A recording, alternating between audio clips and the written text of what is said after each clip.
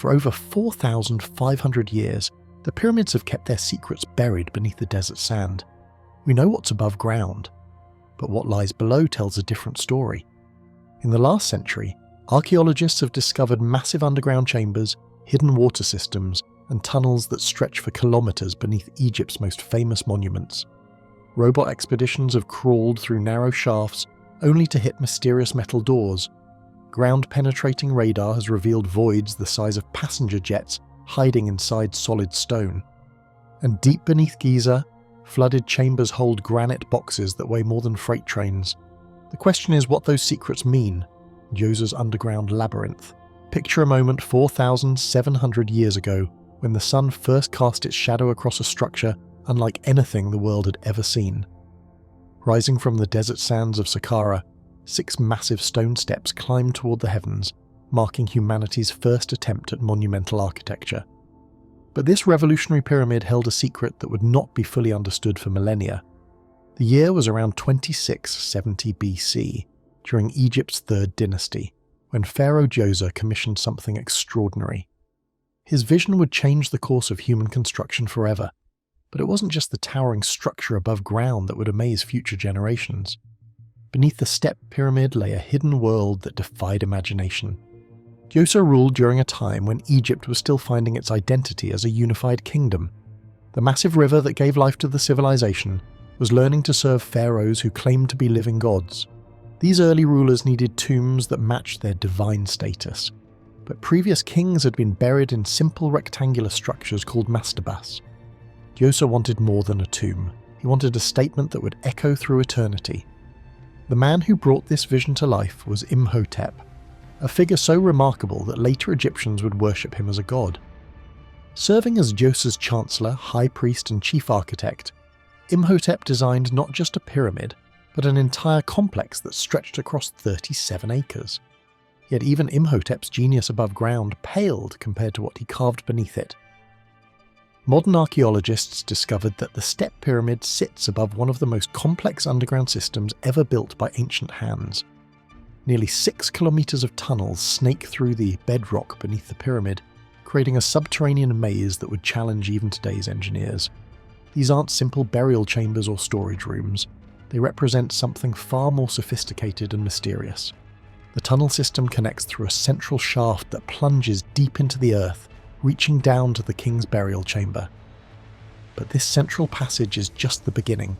Branching off from it, corridor after corridor extends in all directions, creating an underground city carved entirely from solid rock. The precision of this work suggests planning and engineering skills that seem impossible for humanity's first major construction project. Within these tunnels, archaeologists made a discovery that continues to puzzle experts today. More than 40,000 stone vessels fill chamber after chamber, representing one of the largest collections of ancient craftsmanship ever found in a single location. These weren't simple pottery pieces or crude containers. Each vessel was carved from solid stone with a level of perfection that speaks to master craftsmen working with tools and techniques we still don't fully understand. What makes these vessels even more intriguing is their age. Many bear the names of rulers who came before Djoser, some dating back to the very first dynasties of Egyptian history. This suggests that Djoser's underground complex wasn't just meant for his own burial goods, but served as a repository for royal treasures spanning generations of pharaohs. The vessels themselves tell a story of artistic evolution. Some show simple, functional designs, while others display elaborate decorative patterns that wouldn't look out of place in a modern art museum. They range from tiny containers that could fit in your palm to massive ceremonial pieces requiring several people to move. The variety suggests different purposes, from practical storage to religious ceremonies we can only imagine. As centuries passed after Djoser's death, his underground labyrinth became the stuff of legend. Later pharaohs attempted to build similar complexes beneath their own pyramids, but none matched the scale or sophistication of what lay beneath the step pyramid. The knowledge of how to create such extensive underground networks seemed to fade with Imhotep and his generation of master builders. During the Middle Kingdom, approximately 500 years after Djoser's reign, Egyptian records show that priests still maintained the complex, suggesting the tunnels remained accessible and important for religious ceremonies. But as dynasties rose and fell, the exact purpose of the underground maze became lost to memory. When Arab explorers first penetrated the pyramid in medieval times, they found empty chambers above ground but had no idea of the vast network below.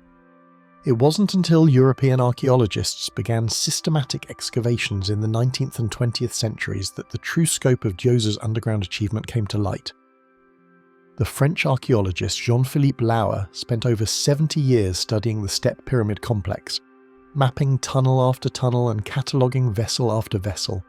His work revealed that the underground system followed a careful plan, with specific areas designated for different types of storage and possibly different religious functions. Modern technology has allowed archaeologists to map the tunnel system with unprecedented accuracy, revealing connections and chambers that earlier explorers missed. Ground-penetrating radar and 3D scanning have shown that some sections of the labyrinth remain unexplored, blocked by ancient rockfalls or deliberately sealed in antiquity. The stone vessels themselves present their own mysteries. Analysis of the materials shows that the stones came from quarries throughout Egypt, suggesting a massive logistical operation to transport raw materials to Saqqara. The craftsmanship required to create such perfect vessels from hard stones like granite and diorite would challenge even modern machinery. Perhaps most puzzling of all is the question of purpose. Why did Djoser need 40,000 vessels stored in underground chambers? Why create nearly 6 kilometers of tunnels for a single burial? The scale suggests something beyond simple tomb construction, pointing toward religious beliefs or practices that we're still trying to understand. Recent discoveries have added new layers to the mystery. Archaeological teams continue to find sealed chambers within the tunnel system, some containing artifacts that haven't been disturbed since ancient times. Each new discovery raises more questions about how this underground wonder was conceived, built, and used. The engineering achievement alone staggers the imagination. Creating such an extensive tunnel system required removing thousands of tons of limestone bedrock, using only copper tools and human labour. The precision of the work, with tunnels maintaining consistent dimensions across kilometres of underground passages, suggests surveying and planning techniques that historians are still trying to explain. Today, visitors to Saqqara can glimpse only a small portion of what lies beneath their feet. Most of the tunnel system remains off-limits to preserve its delicate condition, but the sections that are accessible reveal craftsmanship that speaks across millennia. Standing in those ancient corridors, surrounded by stone vessels that were already old when the Great Pyramid was built, you're witnessing the birth of something that would define human ambition for generations to come, the Osiris shaft. The year was 1999. Dr. Zahi Hawass stood at the edge of what locals had called a swimming hole for centuries. Children had splashed in its crystal-clear waters. Archaeologists had lowered themselves into its depths on ropes, but no one understood what lay beneath the Giza Plateau's most enigmatic opening. The shaft sits directly under the causeway connecting the Sphinx to Khafre's pyramid. For over 2,000 years, this waterlogged pit had been nothing more than a curiosity. Ancient visitors knew it was there. Modern explorers had mapped its entrance. Yet somehow, one of Egypt's most significant underground discoveries had been hiding in plain sight. Hawass wasn't looking for fame when he decided to investigate. The shaft had intrigued him for years. Every time he walked the causeway above, he wondered about the dark water below. What had seemed like a simple flooded chamber might hold answers to mysteries that had puzzled scholars since Herodotus first described the pyramids. The excavation began like any other. His team set up equipment, planned their descent, and prepared for what they assumed would be a routine investigation. They had no idea they were about to uncover a 3-level underground complex that would rewrite our understanding of what lies beneath Giza. The first level revealed itself quickly, 6 chambers carved directly into the bedrock. Inside, Hawass found 2 granite sarcophagi, pottery fragments, and human bones. The artifacts told a story. Analysis revealed the pottery dated to around 500 BC, during Egypt's late period. This wasn't just an empty hole. People had been using this space for burials long after the pyramids were built, but the real discovery lay deeper. 25 meters down, the team encountered something unprecedented.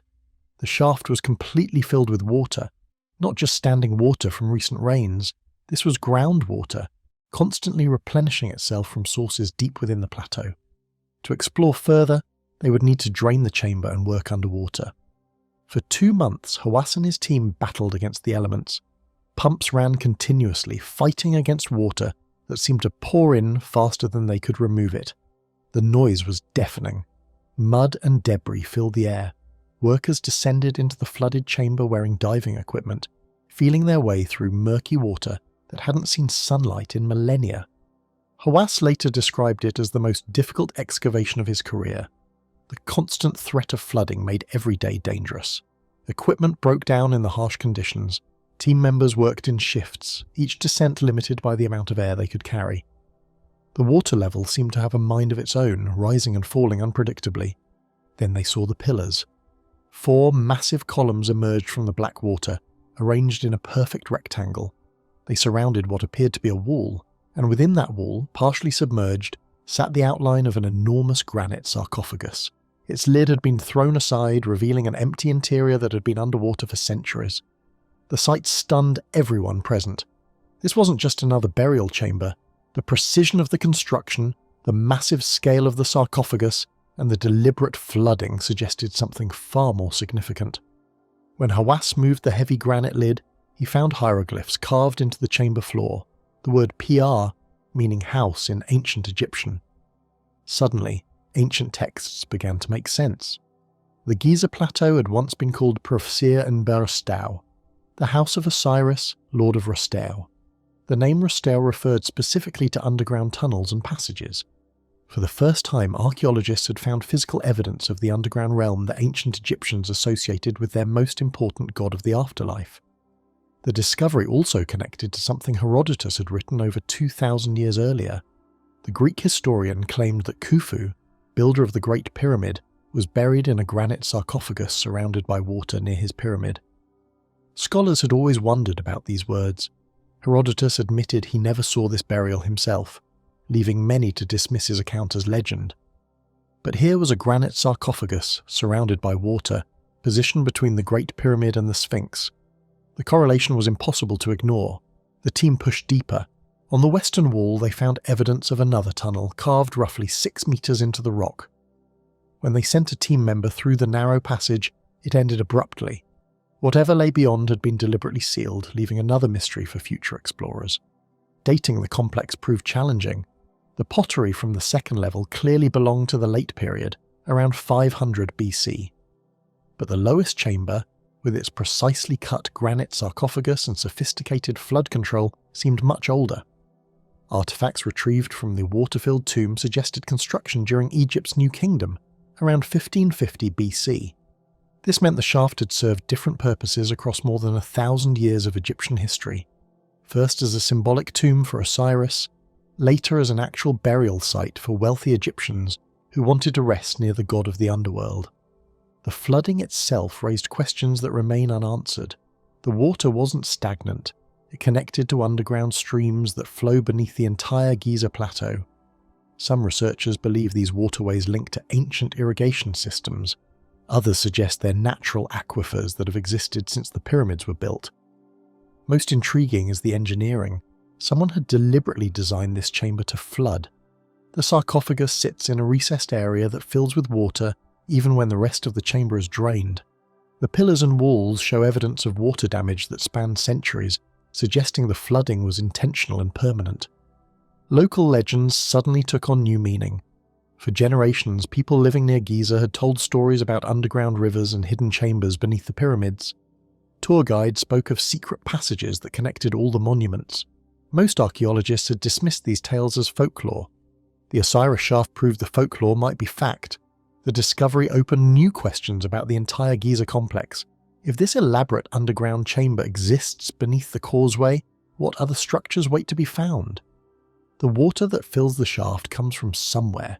It drains to somewhere else. Mapping these underground waterways might reveal a network of tunnels and chambers that dwarfs anything visible above ground. Modern ground-penetrating radar has detected anomalies throughout the plateau.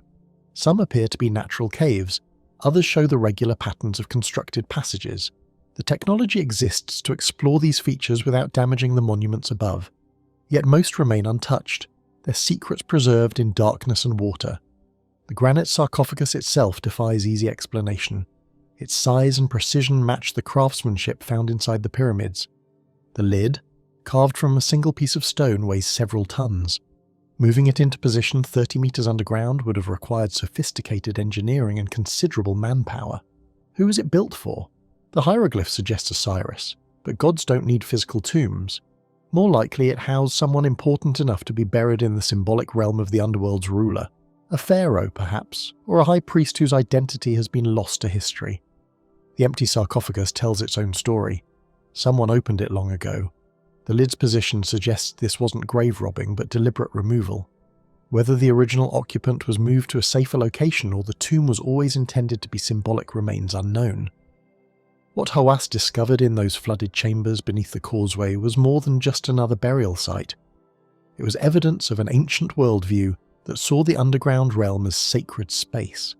The Egyptians didn't just build monuments that reached toward the sky. They also created sanctuaries that descended deep into the earth. The Osiris shaft stands as proof that our understanding of Giza remains incomplete. Beneath the familiar silhouettes of the pyramids and Sphinx lies another world entirely, one filled with water, mystery and monuments we're only beginning to comprehend. The lost labyrinth of Hawara. In the scorching heat of the Egyptian desert, 90 kilometers south of Cairo, stands a weathered pyramid that most tourists pass by without a second glance. The pyramid of Amenemhat III at Hawara looks unremarkable compared to its famous cousins at Giza. But beneath the sand around this forgotten monument lies one of history's greatest architectural mysteries. A structure so magnificent that ancient writers claimed it surpassed even the Great Pyramid itself. Around 450 BC, a curious Greek historian named Herodotus made the long journey to Egypt. Like many travellers of his time, he came to see the wonders of this ancient land. But what he discovered at Hawara left him speechless. Standing before what the Egyptians called the mortuary temple of Amenemhat III, Herodotus witnessed something that challenged everything he thought he knew about human achievement. "I have seen this building," he wrote, "and it is beyond words." According to his detailed account, the structure contained exactly 3,000 rooms, arranged on 2 levels. Half of these rooms lay above ground, which Herodotus was allowed to explore freely. The walls were covered in hieroglyphs and paintings that told stories of Egypt's gods and kings. But it was what lay beneath that truly amazed him. The underground level contained another 1,500 rooms that Herodotus described as even more spectacular than those above. Egyptian priests forbade him from entering these sacred chambers, but they told him incredible stories. These underground halls contained the tombs of the kings who built the labyrinth and the sacred crocodiles worshipped in the region. The priests claimed the lower level was more beautiful and complex than anything on the surface. But Herodotus wasn't the only ancient writer to be stunned by this place. Around 25 BC, the Greek geographer Strabo visited the same site. His description matched Herodotus perfectly. Strabo wrote about a massive building with countless rooms connected by winding passages that twisted and turned like a maze. He noted that the structure was so complex that visitors needed guides to avoid getting hopelessly lost.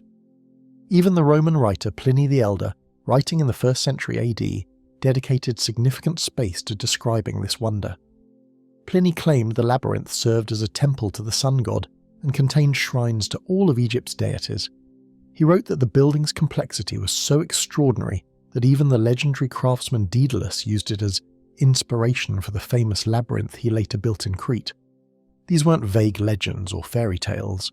3 separate ancient historians, writing across a span of 500 years, all described the same incredible structure in remarkable detail.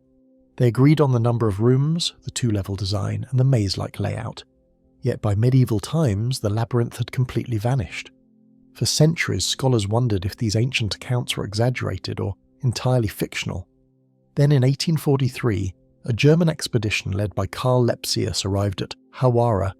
They found scattered stone blocks and foundations, but nothing that matched the grand descriptions of the ancient writers. The team concluded that the labyrinth had been destroyed and its stones carried away for other building projects. The mystery deepened in 1888 when the famous British archaeologist William Flinders Petrie began excavating at Hawara. Petrie was known for his careful scientific approach to archaeology. If anyone could find traces of the lost labyrinth, it was him. Working methodically around the pyramid, Petrie uncovered massive limestone foundations that stretched over an area larger than 6 football fields. The foundations revealed a grid pattern with hundreds of separate rooms, exactly as the ancient historians had described. Petrie found evidence of thick walls, numerous doorways, and a complex drainage system.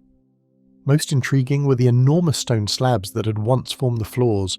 Some of these blocks weighed over 45 tons each, suggesting a building of incredible sophistication. But Petrie also discovered something disturbing. The entire structure had been systematically dismantled.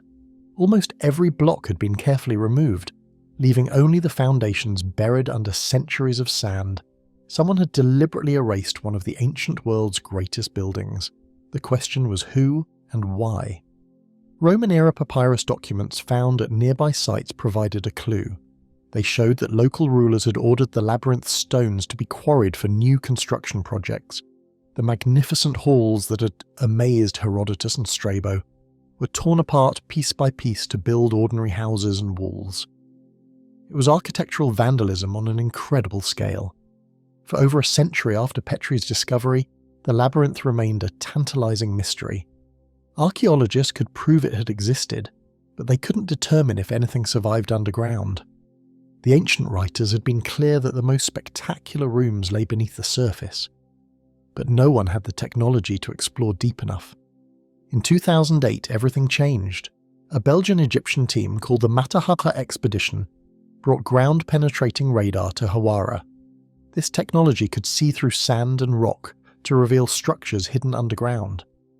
What they discovered matched the ancient accounts perfectly. The radar images showed a massive underground complex extending far beyond Petrie's foundations. The structure appeared to have multiple levels, just as Herodotus had described. Most remarkably, the underground portion seemed to be largely intact. While the surface building had been destroyed, the chambers below had been protected by centuries of accumulated sand.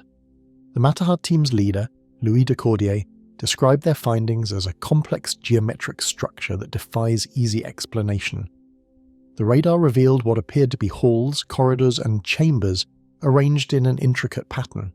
Some rooms were enormous, while others formed narrow connecting passages. The overall layout suggested a building designed not just for burial, but for complex religious ceremonies. More recent satellite imagery has added another piece to the puzzle. Advanced space-based ground-penetrating radar has revealed that the underground structure may be even larger than the 2008 expedition suggested. The latest data shows anomalies extending over an area that would make the labyrinth one of the largest buildings ever constructed in the ancient world. Yet despite this evidence, the labyrinth remains sealed beneath the desert. Political instability and bureaucratic obstacles have prevented full excavation.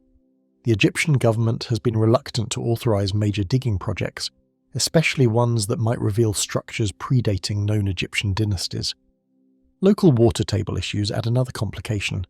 The area around Hawara has become increasingly waterlogged over the centuries. Any underground chambers would likely be partially flooded, making excavation extremely difficult and expensive. The very water that may have protected the structure from destruction now makes it nearly impossible to explore. Some researchers have proposed less invasive methods of investigation.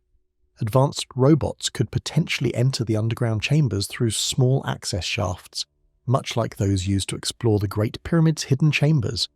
High-resolution ground-penetrating radar could map the internal layout without disturbing the structure, but these projects require international cooperation and significant funding. The implications of what lies beneath Hawara are staggering. If the ancient accounts are accurate, the labyrinth would represent one of humanity's greatest architectural achievements. The building techniques required to construct 3,000 interconnected rooms over 2 levels would have been incredibly sophisticated. The precision needed to align the chambers and maintain structural integrity suggests engineering knowledge that challenges our understanding of ancient Egyptian capabilities. More intriguingly, the labyrinth's purpose remains unclear. While officially described as a mortuary temple, the building's incredible complexity suggests it served multiple functions. Some researchers theorize it was a center of government, housing administrative offices for Egypt's vast bureaucracy. Others believe it was primarily religious, serving as a massive temple complex where pilgrims came to worship multiple deities. Al-Mamun's forced entry tunnel. Picture this. You're standing at the base of the Great Pyramid of Giza on a desert morning in the year 820 AD. You're not a tourist or an archaeologist. You're Abdullah al-Mamun, the ambitious young caliph of Baghdad, and you're about to do something that hasn't been done for over 2,000 years. You're going to break into this ancient wonder and see what secrets lie inside. For Al-Mamun, this wasn't just curiosity. The young ruler had heard stories passed down through generations about vast treasures hidden within the pyramid. Ancient texts spoke of gold, precious stones, and mysterious knowledge locked away in the pharaoh's tomb. The pyramid had stood sealed and untouched since the time of Khufu, and Al-Mamun was determined to be the first to claim its riches. But there was a problem. Nobody knew where the entrance was. The Great Pyramid had been designed to keep intruders out. Its original entrance was hidden high up on the north face, concealed behind smooth limestone casing stones that had fooled everyone for centuries. Al-Mamun and his team could see no obvious way inside. The pyramid appeared to be a solid mass of stone, exactly as its builders had intended. So Al-Mamun made a decision that would change pyramid exploration forever. If he couldn't find the door, he would make his own.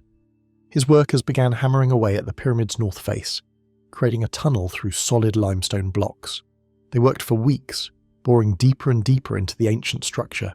The tunnel they carved is still there today, about 17 meters long, cutting roughly through the pyramid's core toward what they hoped would be the heart of the treasure chamber. Finally, after exhausting work, they broke through into the pyramid's descending passage. They had found the pyramid's internal corridor system, but they had bypassed the original entrance entirely. Al-Mamun's men now had access to the pyramid's interior, and they pushed forward with growing excitement. They climbed up the ascending passage and entered the Grand Gallery, that magnificent corbelled corridor that still amazes visitors today. Their torches flickered against walls of precisely cut granite as they made their way toward the king's chamber, where surely the pharaoh's greatest treasures would be waiting. But when they finally reached the king's chamber, they found something that shattered their expectations completely. The chamber was empty, not just empty of treasure, empty of everything except a single granite sarcophagus. And that sarcophagus was open, its lid displaced, revealing nothing but an empty stone box. There was no mummy, no gold, no precious artifacts, no sign that a pharaoh had ever been buried here at all. Al-Mamun's men were baffled. They had expected to find the intact burial of one of history's greatest rulers. Instead, they found what appeared to be an abandoned room with an empty stone box. The only thing that suggested this had once been a burial chamber was the sarcophagus itself, and even that seemed to mock them with its emptiness. But this discovery raised questions that still puzzle experts today. If the pyramid was built as Khufu's tomb, where was Khufu? If Al-Mamun was the first person to enter the pyramid in over 2,000 years who had opened the sarcophagus, and why was there no sign of the treasure that should have been buried with a pharaoh of Khufu's importance? Some historians suggest that Al-Mamun's expedition wasn't actually the first intrusion into the pyramid. They argue that tomb robbers had somehow found their way inside centuries or even millennia earlier, making off with everything of value and leaving only the empty sarcophagus behind. Ancient Egyptian records do mention tomb robbing as a persistent problem, and perhaps the Great Pyramid had fallen victim to these ancient thieves, but this explanation raises its own problems. How would ancient robbers have found the hidden entrance that eluded everyone until the 19th century? How would they have moved massive granite plugs that Al-Mamun's men found blocking the ascending passage? And if robbers had indeed emptied the pyramid, why didn't Egyptian records mention such a significant theft? Other researchers propose a more radical possibility. What if the pyramid was never meant to be a tomb at all? What if the empty sarcophagus was always empty, serving some other purpose that we don't understand? This theory suggests that our fundamental assumptions about the pyramid's purpose might be wrong from the very beginning. Archaeological evidence from other pyramids adds another layer to the mystery. When archaeologists have discovered intact pyramid burials, they've found elaborate grave goods, canopic jars for organs, and careful mummy preparations. But the Great Pyramid shows no trace of such burial practices. No organic residues, no chemical traces of mummification, no fragments of grave goods that robbers might have missed. The sarcophagus itself tells its own strange story. Unlike other royal sarcophagi from the same period, this one was carved from a single piece of red granite with incredible precision, but it has no inscriptions, no royal cartouches, nothing to identify it with Khufu or any other pharaoh. It's as if someone created the most perfect sarcophagus in history, but forgot to label it. Modern measurements reveal another puzzle. The sarcophagus is slightly wider than the entrance to the king's chamber. This means it must have been placed in the chamber during construction, before the walls were completed. But if it was always meant to hold Khufu's mummy, why design it in a way that would make removal impossible? Al-Mamun's discovery also revealed the sophistication of the pyramid's security system. The ascending passage had been sealed with massive granite plugs, blocks so perfectly fitted that they seemed to be part of the original construction. These weren't hastily placed barriers against robbers. They were engineered components designed to permanently seal the upper chambers. But here's where the story gets even stranger. If the granite plugs were meant to protect Khufu's burial, why were they installed from the inside? The plugs could only have been put in place by workers who were then trapped in the upper chambers, presumably to die guarding the pharaoh's tomb. Yet Al-Mamun found no evidence of these guardians, no skeletons, no signs of their sacrifice. The empty pyramid forced Al-Mamun to face an uncomfortable truth. Either his expedition had been preceded by remarkably skilled and thorough tomb robbers who left no trace of their work, or the pyramid had never contained what everyone assumed it should contain. Al-Mamun's men didn't give up easily. They extended their search to the Queen's chamber, hoping to find secondary treasures there. They found another empty room. They explored the subterranean chamber deep beneath the pyramid, discovering only rough-hewn stone and what appeared to be an unfinished pit. Frustrated but not entirely defeated, Al-Mamun's expedition did make one more discovery. In the king's chamber they found evidence of the pyramid's acoustic properties. The empty chamber produced remarkable echoes and resonances, leading some to speculate that the room might have had ceremonial or religious purposes beyond simple burial.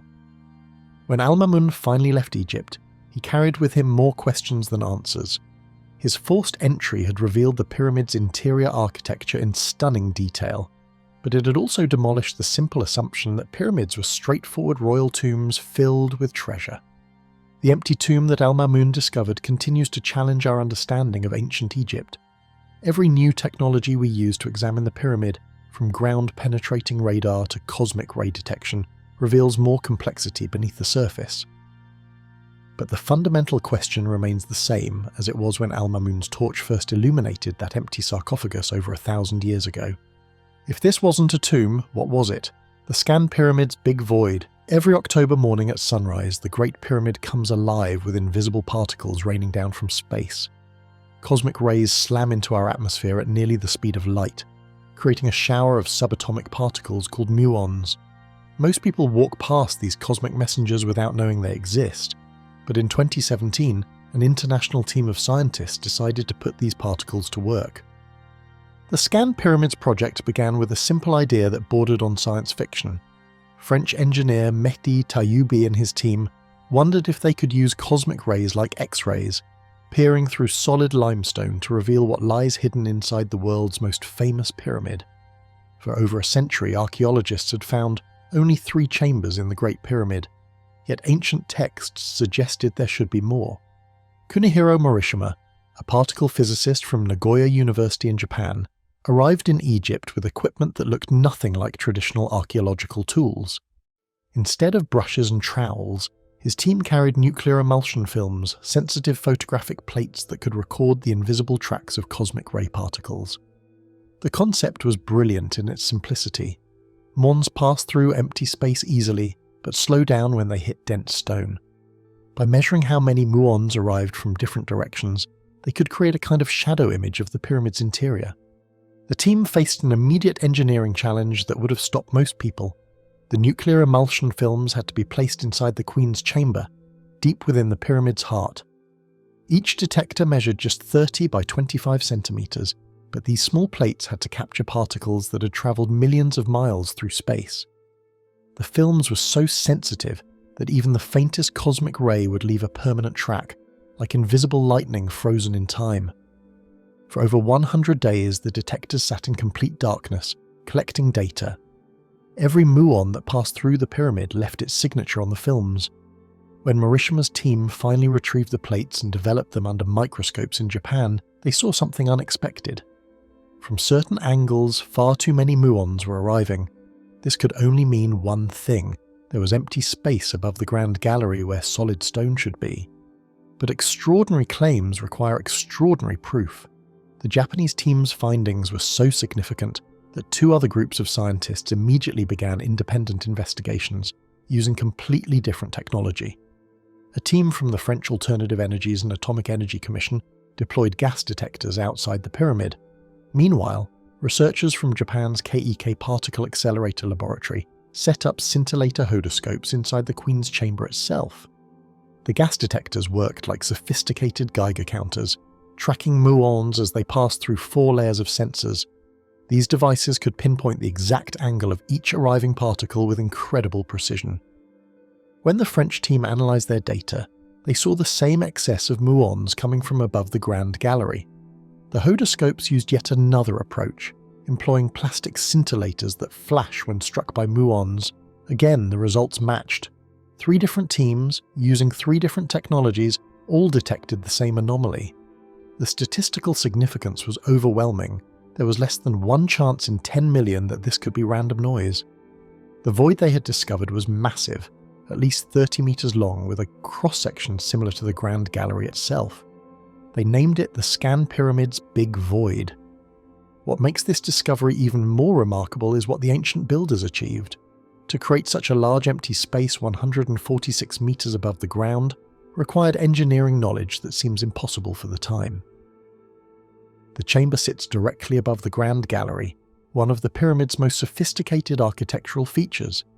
The builders somehow distributed the enormous weight of the stone above across the void without causing collapse. The Morn data revealed that the void runs parallel to the Grand Gallery, suggesting it might be part of a larger architectural plan. But the cosmic ray technique, while revolutionary, has limitations. The muons can tell us there's empty space, but they cannot reveal what's inside that space. They cannot show us doorways, passages, or artifacts.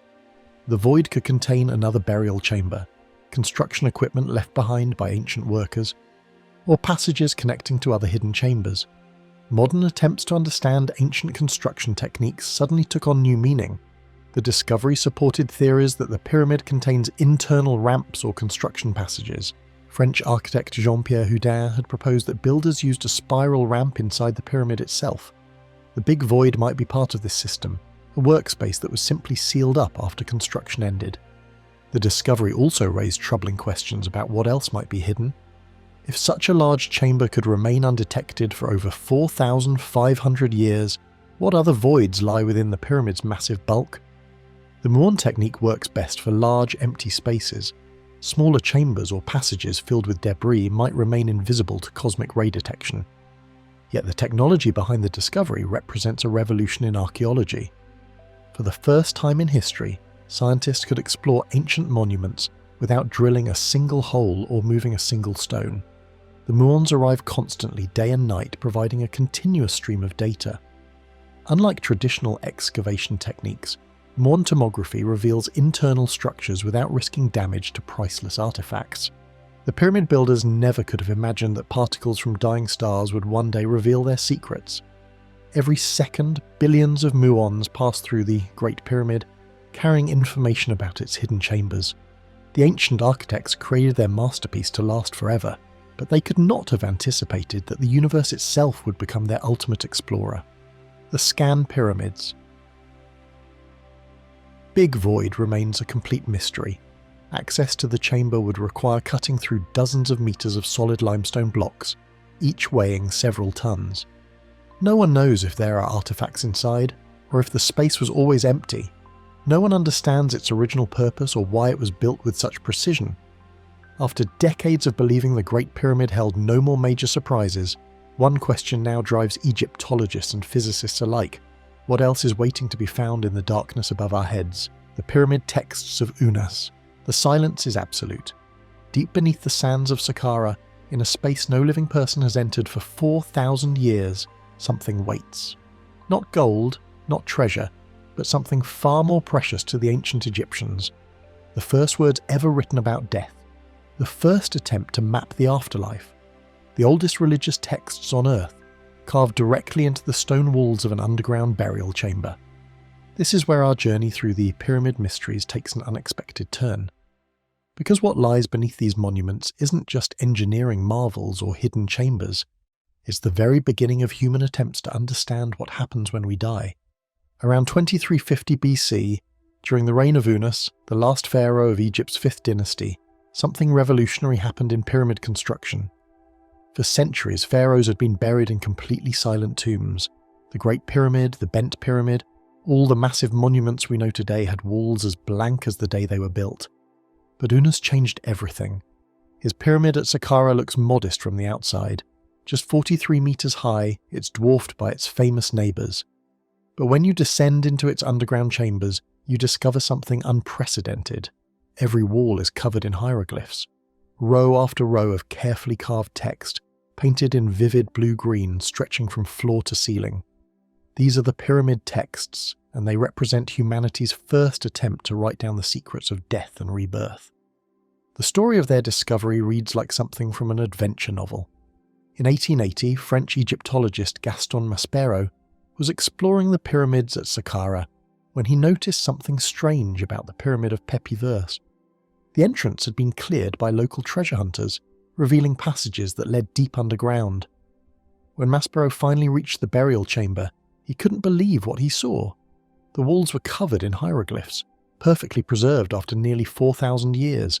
Maspero immediately recognized the significance. No pyramid had ever been found with texts inside. These weren't random inscriptions or royal names. These were complete religious compositions, spells and prayers designed to help the dead pharaoh navigate the afterlife. But Pepi I wasn't the first. When Maspero explored nearby pyramids, he found the same types of texts in the tomb of Menkaure. And then, in 1881, he made the most important discovery of all. The Pyramid of Unas contained the earliest versions of these texts. Here, in the underground chambers of this relatively small pyramid, were 283 distinct spells, arranged in specific patterns across the walls of the burial chamber, antechamber and connecting passages. These weren't later additions or copies. They were the originals, the first religious texts ever committed to stone. What Maspero had discovered changed everything we thought we knew about ancient Egyptian religion. These texts revealed that the Egyptians had been developing complex ideas about death and the afterlife for centuries before anyone bothered to write them down. The pyramid texts weren't simple prayers. They were detailed instruction manuals for the deceased, complete with maps of the underworld, passwords for dangerous passages, and transformation spells that would turn the dead pharaoh into a god. The texts themselves are unlike anything written before or since. They're written in the first person, as if the dead pharaoh is speaking directly to the gods. "I am Horus," one spell declares. "I am the Great One, son of the Great One." Another text describes the pharaoh's journey through the sky. "I ferry across to the eastern side of the sky. I ferry across to the eastern side of the sky. My sister is Sothis. My guide is the morning star." But these weren't just religious poetry. The pyramid texts contain specific geographic details about the afterlife that suggest the Egyptians believed in a real, physical realm beyond death. They describe rivers that must be crossed, gatekeepers who demand passwords, and dangerous creatures that guard the passages between worlds. One text warns, "Beware of the lake of fire in the underworld." Another provides practical advice. "Take your staff and your sandals for the roads along." The texts also reveal how the Egyptians viewed the pharaoh's role in the afterlife. He wasn't just seeking personal immortality, he was becoming a cosmic force, responsible for maintaining the order of the universe from beyond death. "The sky weeps for you, the earth trembles for you," one passage reads. "The gods are in mourning, but you shall not die." As Maspero studied the texts through the 1880s and 1890s, he realized he was dealing with something unprecedented in human history. These weren't just the first religious writings, they were the first literature of any kind, predating Homer by more than 1,000 years. The language was archaic even by ancient Egyptian standards, suggesting the texts preserved oral traditions that went back to the very dawn of Egyptian civilization. The physical arrangement of the texts in the underground chambers follows specific patterns that scholars are still trying to understand. In Unas's pyramid, certain spells appear only on the east wall, while others are restricted to the west. Some texts are positioned near the sarcophagus, others by the entrance. The placement seems deliberate, as if the chamber itself was designed as a three-dimensional map of the afterlife. Over the following decades, more pyramids revealed their textual secrets. The Queen's pyramids at Saqqara contained modified versions of the same spells. Later, pharaohs added new compositions, expanding the corpus to over 800 distinct utterances.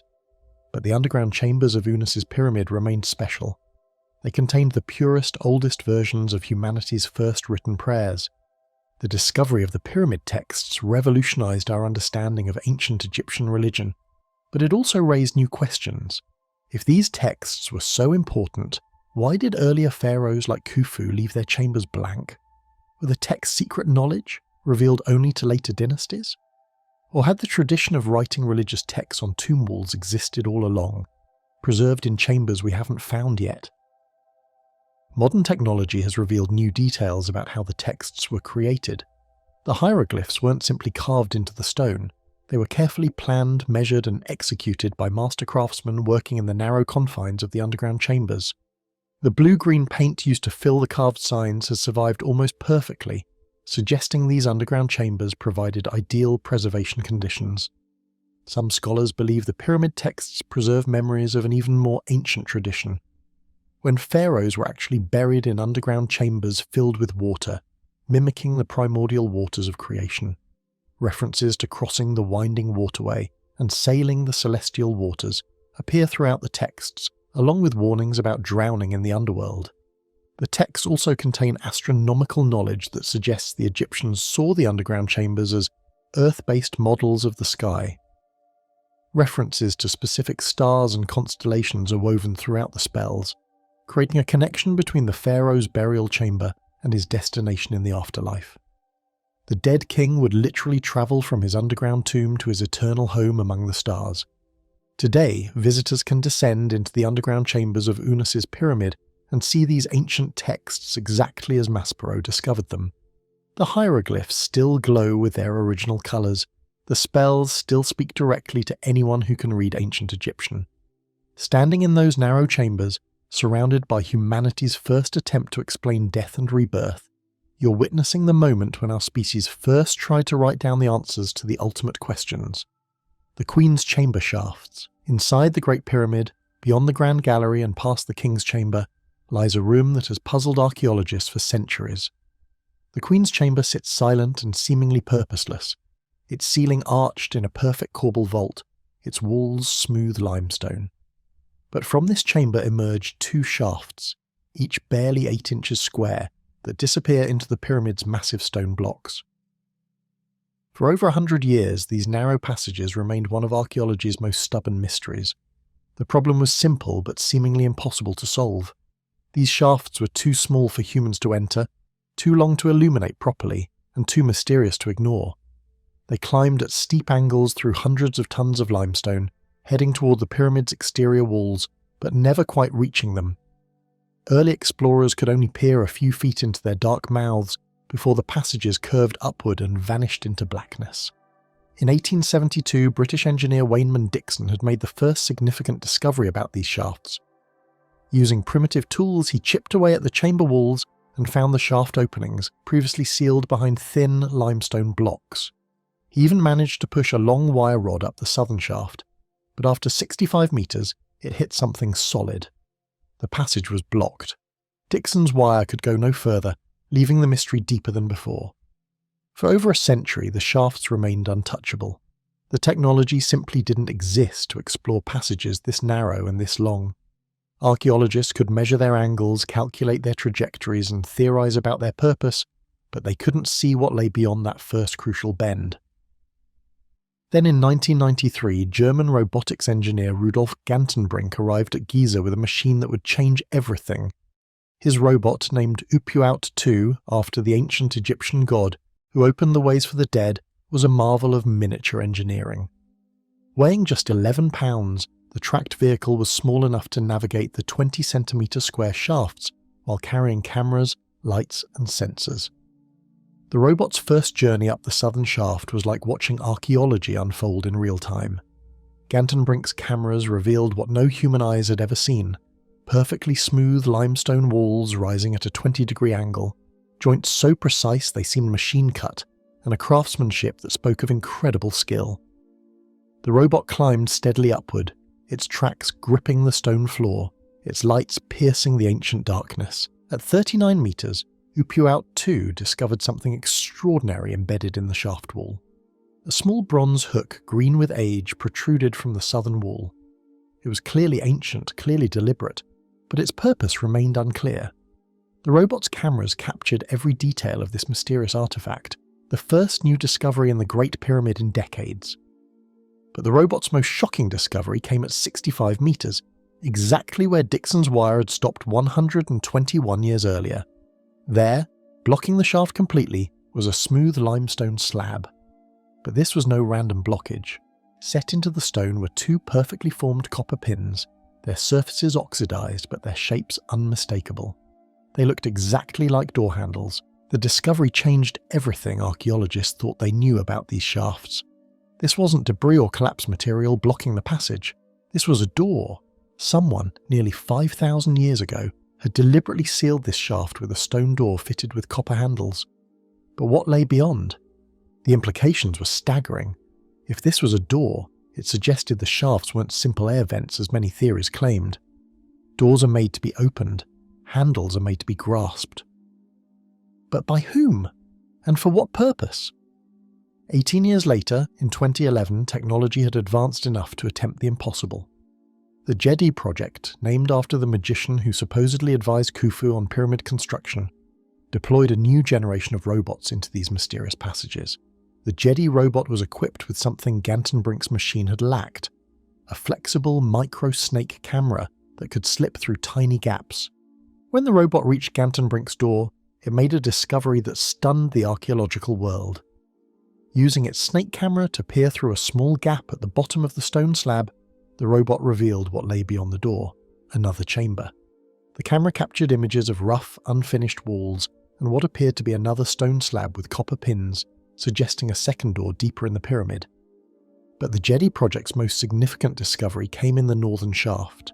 Here, the robot found an identical setup: another stone door at precisely 65 meters, fitted with the same type of copper pins. The symmetry was perfect and clearly intentional. Both shafts, travelling in opposite directions from the Queen's chamber, ended at exactly the same distance with identical stone doors. The robots also discovered disturbing evidence of human interference. In the northern shaft, they found modern debris, a hexagonal iron rod with threading, clearly from the 19th or 20th century. Someone had been here before, had tried to force their way past the ancient barriers, and had left behind metal fragments that contaminated the pristine ancient environment. The robot explorations revealed construction details that human observers could never have seen. The shaft walls showed clear tool marks, evidence of the incredible precision with which ancient workers had carved these narrow passages. The limestone blocks were fitted so perfectly that the robot's measurements showed tolerances of less than a millimeter. This wasn't rough construction hidden inside the pyramid where no one would see it. This was craftsmanship executed to the highest possible standard. Perhaps most puzzling was what the robots revealed about the shaft's construction sequence. The northern shaft showed clear evidence that it had been carved from both directions, from the Queen's chamber outward and from some external point inward, meeting in the middle. This suggested the ancient builders had incredibly precise surveying skills, able to calculate exactly where passages started inside the pyramid would intersect with access points from outside. The robot journeys also revealed something troubling about the shaft's current condition. Both passages showed signs of damage from previous exploration attempts. Chips and scrapes on the walls indicated that people had tried to force larger equipment up these narrow passages, causing permanent damage to surfaces that had remained untouched for millennia. Today, these robot discoveries have created more questions than answers. The copper pins remain as mysterious as ever, their metal composition suggesting they were made using techniques that shouldn't have existed in the Pyramid Age. The stone door's purpose remains unclear, and what lies beyond the second barriers discovered by the Jedi robot remains completely unknown. The robots revealed that these shafts represent some of the most precise construction work ever found in the Great Pyramid, executed in spaces no human could access and no human was meant to see. Yet the ancient builders spent enormous effort creating these passages with tolerances that exceed modern construction standards, fitted them with sophisticated sealing systems, and equipped those seals with metal handles that serve no obvious practical purpose. Each robot journey into these narrow passages has revealed new layers of complexity in what initially appeared to be simple ventilation shafts. The metal handles suggest the doors were meant to be opened, but from which side? The multiple barriers suggest something was being protected or contained, but what could be so important that it required such elaborate security measures? The Queen's Chamber shafts remain one of the Great Pyramid's most tantalizing mysteries, their secrets now partially illuminated by robot cameras but still fundamentally unexplained. These mechanical explorers have given us our first glimpse into spaces sealed since the pyramid's construction, but they've also shown us just how much we still don't understand about the ancient minds that conceived and built these impossible passages, the Serapeum's giant sarcophagi. Deep beneath the sands of Saqqara lies something that defies every expectation of ancient Egyptian craftsmanship. 24 granite boxes, each weighing between 70 and 100 tons, sit in narrow underground tunnels with such mathematical precision that modern engineers struggle to explain how they were created, let alone how they arrived in their impossible positions. This is the Serapeum, and it presents one of the most perplexing puzzles buried beneath the pyramids. Picture this scene from October 1850.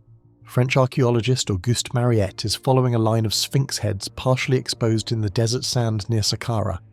The trail leads him to what appears to be an ancient avenue, and then suddenly to an entrance carved into solid rock. What he discovers below ground challenges everything he thought he knew about ancient Egyptian engineering capabilities.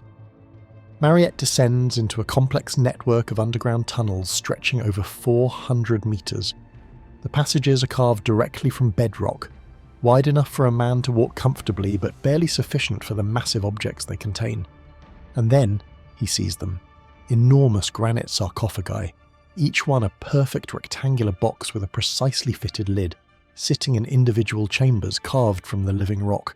The sheer size is overwhelming. Each sarcophagi measures approximately 13 feet long, 7 feet wide, and 11 feet tall. The lids alone weigh 30 tons. The boxes themselves tip the scales at 70 tons each, carved from single blocks of red granite quarried 500 miles away in Aswan. But size is just the beginning of the mystery. When Mariette's team examines the first few sarcophagi, they find them empty. Not just empty, but appearing to have been opened in antiquity. The massive lids, each requiring modern cranes to lift, have been pushed slightly askew. Whatever was once inside has vanished without a trace. No mummy fragments, no burial goods, no inscriptions indicating what sacred purpose these giants once served. According to official archaeological interpretation, these boxes were built to house the mummified remains of sacred Apis bulls, living incarnations of the god Ptah worshipped at nearby Memphis. The Apis bull cult was indeed real and well documented throughout Egyptian history. When each sacred bull died, it was supposedly mummified and placed in these underground chambers with great ceremony. But here's where the official story encounters its first major problem. Mariette excavates 24 sarcophagi, yet finds evidence of only 2 intact Apis burials, just 2. In over a decade of excavation, the vast majority of these massive containers yield nothing but questions. The second problem is even more troubling for traditional explanations. When modern precision instruments are brought to measure these granite boxes, the results are astounding. Engineer Christopher Dunn, with 49 years of experience in high-tech aerospace manufacturing, brings calibrated measuring tools accurate to 500 thousandths of an inch to examine the Serapeum. What he discovers reads like a specification sheet for modern machinery. The inside walls are not just smooth, they are flat to within tolerances that would challenge contemporary precision manufacturing. The corners are perfectly square. The lids fit their bases with such exactness that the joint between them appears seamless. The entire internal surface of each box maintains these impossible tolerances across dimensions of nearly 14 feet. Dunn measures the squareness between the massive lids and the interior walls using a precision square calibrated to 500 thousandths of an inch. Not only does he find perfect 90-degree angles, but the measurements hold true on opposite sides of each box.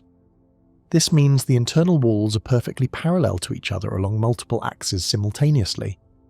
In manufacturing terms, this represents a geometric feat that pushes the boundaries of what can be achieved even with modern computer-controlled machinery. The precision extends to surfaces that would be impossible to access with conventional tools once the boxes were placed in their final positions.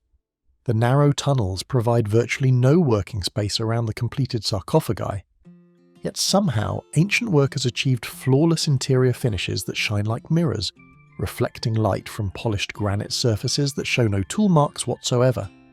The logistics puzzle deepens when you consider the transportation challenge.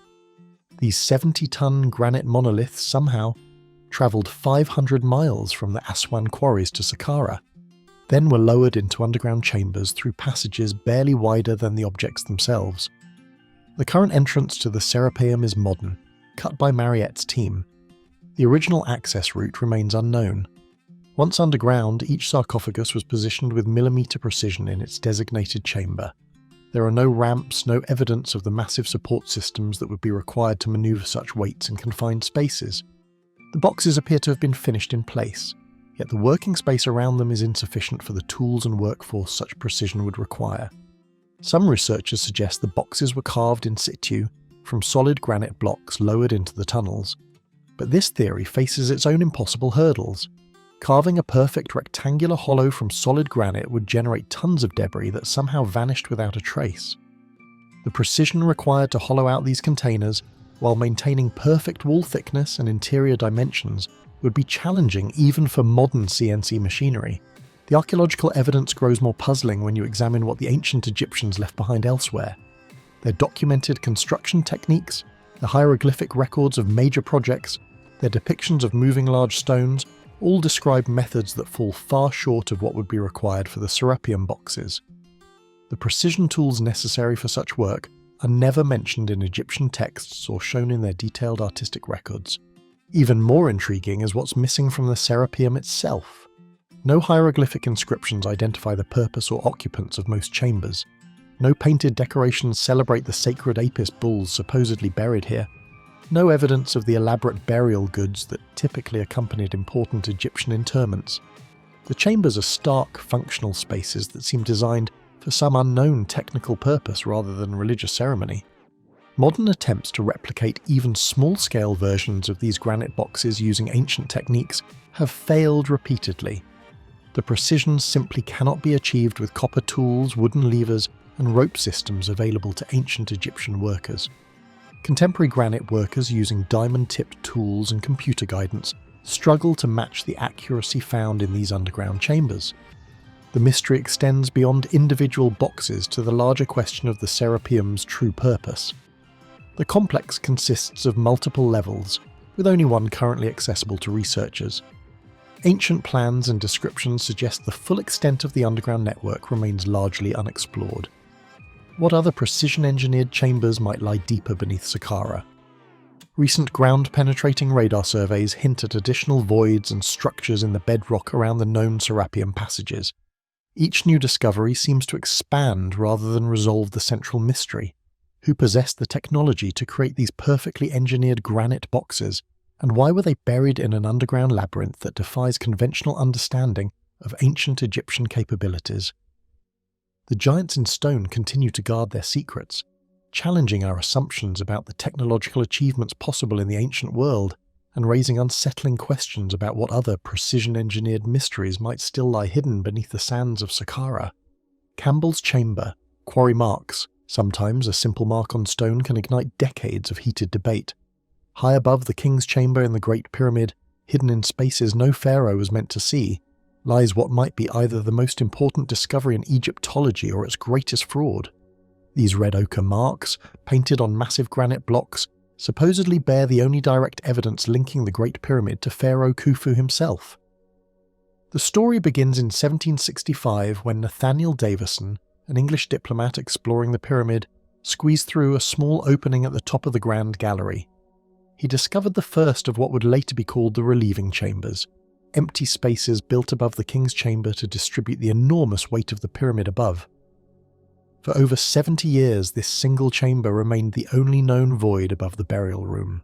Then came Colonel Richard Howard Vyse, a wealthy British military officer with a passion for Egyptian archaeology and an unfortunate fondness for gunpowder.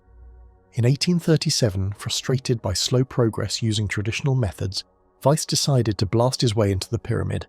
His explosive approach earned him the nickname the Destroyer of the Pyramids among later archaeologists. Where Davison had found one chamber, Vyse's dynamite revealed 4 more. He named them after British dignitaries: Wellington's chamber, Nelson's chamber, Lady Arbuthnot's chamber, and Campbell's chamber. But it wasn't the chambers themselves that would spark controversy. It was what Vyse claimed to find painted on their walls. In Campbell's chamber, the highest of the newly discovered spaces, Vyse reported finding hieroglyphic inscriptions painted in red ochre. Among these markings was a cartouche, an oval enclosure containing hieroglyphs that spell out a royal name. This particular cartouche read Khufu, the pharaoh traditionally credited with building the Great Pyramid. The discovery seemed revolutionary. For centuries, the Great Pyramid's builder remained uncertain. Ancient Greek historians attributed it to various pharaohs, but hard evidence was lacking. Vyse's cartouche provided the missing link, direct proof that Khufu was indeed the pyramid's builder. Egyptologists celebrated the find. The quarry marks, they explained, were casual notations made by work gangs during construction. These informal inscriptions, invisible once the pyramid was sealed, preserved the names of both the pharaoh and the work crews who built the monument. The discovery fit perfectly with what scholars wanted to believe about the pyramid's origins. But doubts began surfacing almost immediately. Critics noted that Vyse's discovery was remarkably convenient. After blasting through tons of stone, he had somehow found the exact evidence needed to settle the pyramid's authorship. The timing raised eyebrows. Vyse was under pressure from investors and the British public to justify his expensive Egyptian expedition. The controversy deepened in modern times, when researchers began examining Vyse's methodology more closely. Author Scott Creighton has argued that several aspects of the quarry marks appear suspicious. The ink, he claims, looks too fresh for inscriptions supposedly made over 4,000 years ago. Some marks appear to be painted over cracks in the stone that developed after construction, which would be impossible if they were genuine ancient inscriptions. More troubling is the discovery that some hieroglyphs in Campbell's chamber appear to have been copied from a reference book available in Vyse's time. The book, Materia Hieroglyphica, by John Gardner Wilkinson, contained examples of Egyptian royal names, including early variants of Khufu's cartouche. Critics suggest Vyse used this book as a template, explaining why some of his inscriptions match the book's drawings exactly. Defenders of Vyse's discovery point out that forgery would have been extremely difficult. The relieving chambers were accessible only through narrow passages, requiring someone to crawl into cramped spaces while carrying painting supplies. The chambers were also witnessed by multiple people during Vyse's expedition, making a conspiracy challenging to execute without detection. They also note that many of the quarry marks show wear patterns consistent with genuine age. Some inscriptions are partially obscured by the natural accumulation of bat droppings and dust over centuries. If these were fresh forgeries, supporters argue, they would not show such deterioration. The hieroglyphic style also supports authenticity, according to Egyptologists. The casual, quickly painted nature of the marks matches what archaeologists would expect from work gang graffiti. Unlike formal inscriptions found in temples and tombs, these markings show the informal writing style of ordinary labourers. Recent scientific analysis has failed to definitively resolve the debate. Paint analysis is complicated by the age of the inscriptions and contamination from later visitors. The granite blocks themselves are difficult to date, making it impossible to determine when the paint was applied. Some researchers have proposed compromise theories. Perhaps Vyse found genuine ancient marks, but enhanced them with fresh paint to make them more visible for documentation. Or maybe he discovered authentic inscriptions in some chambers while adding fabricated ones in others to strengthen his case. The controversy extends beyond Vyse's specific discovery to larger questions about early archaeological methods. The 19th century was an era of competitive collecting, when European explorers often prioritised spectacular finds over careful documentation. The pressure to produce publishable results sometimes led to questionable practices. Modern pyramid research has largely moved away from relying solely on Vyse's inscriptions. New evidence for Khufu's connection to the Great Pyramid comes from other sources. Nearby boat pits containing his name, contemporary papyrus documents mentioning pyramid construction, and architectural parallels with other monuments from his reign. Yet the Campbell's chamber cartouche remains significant because it's carved into the pyramid itself. If authentic, it provides direct contemporary evidence of the pyramid's builder. If forged, it represents one of archaeology's most successful hoaxes, fooling experts for nearly 2 centuries. The debate reflects broader tensions in Egyptology between traditional scholarship and alternative theories. Questioning Weiss's discovery has become associated with fringe theories about the pyramid's age and builders. Mainstream archaeologists worry that casting doubt on the inscriptions opens the door to more speculative claims about ancient technology or lost civilizations. Today, the quarry marks remain where Weiss found them, painted on granite blocks in chambers few people will ever visit. They continue to puzzle researchers who must weigh limited evidence while navigating the intersection of science, history, and human ambition. Whether they represent ancient work as casual graffiti or a Victorian gentleman's elaborate deception, they remind us that even in archaeology's most sacred spaces, truth can be harder to excavate than stone. The Red Pyramid's acoustic chambers. Listen carefully. In the silence of the Red Pyramid's upper chamber at Djoser, something impossible happens. When you speak, your voice doesn't simply bounce off the walls and fade away. Instead, it lingers, reverberating for nearly 3 full seconds, transforming the ancient limestone space into something resembling a massive cathedral organ pipe. This is not the Great Pyramid at Giza, with its precisely cut granite chambers. This is Sneferu's Red Pyramid, built around 2580 BC, 40 years before his son Khufu would construct the famous monument on the Giza plateau. Yet acoustically, what happens inside Sneferu's creation defies everything we thought we knew about ancient Egyptian construction. The chamber itself stands 50 feet high, its corbelled ceiling rising like a limestone cathedral. Each massive stone block has been carefully positioned to create a curved vault that draws sound upward and inward. When acoustics engineer John Stuart Reid first tested this space with pink noise generators in the early 2000s, his equipment registered something extraordinary. The chamber's prime resonant frequency measured exactly 125 Hz, refined through calculation to 121 Hz. To put this in perspective, 121 Hz is the musical note B2, perfectly within the range of an adult male voice. This is no accident of construction. The ancient builders would have discovered this property immediately during construction, simply by having workers call out to each other across the vast space. But here's where the engineering becomes truly puzzling. The chamber's dimensions follow a precise 2:1 ratio, 20 royal cubits long by 10 royal cubits wide. In acoustics, this ratio creates what engineers call room modes, specific frequencies where sound waves reinforce each other rather than cancel out. Modern concert halls and recording studios spend millions calculating these ratios to achieve perfect sound. Sneferu's builders achieved it 4,600 years ago, using only limestone and human ingenuity. The corbelled construction itself presents another mystery. Each stone course steps inward as it rises, creating a curved vault without using arches or complex engineering. Yet this technique produces acoustic properties that wouldn't be discovered by Western science until the 1900s. The curved walls prevent standing wave patterns that would create dead spots or echo chambers. Instead, sound distributes evenly throughout the space, creating what acousticians call optimal reverberation. When researchers tested the chamber with various frequencies, they found something that challenges our understanding of ancient Egyptian religion. The space resonates most powerfully at frequencies that match the human heartbeat, specifically around 120 to 125 Hz. This is the same frequency range produced by a newborn baby's heart when listened to through a chest wall. Consider what this means. Egyptian religious texts speak constantly of rebirth, of the pharaoh's journey through death back to life. The pyramid texts describe the king entering the womb of the sky goddess Nut, being reborn like the sun at dawn.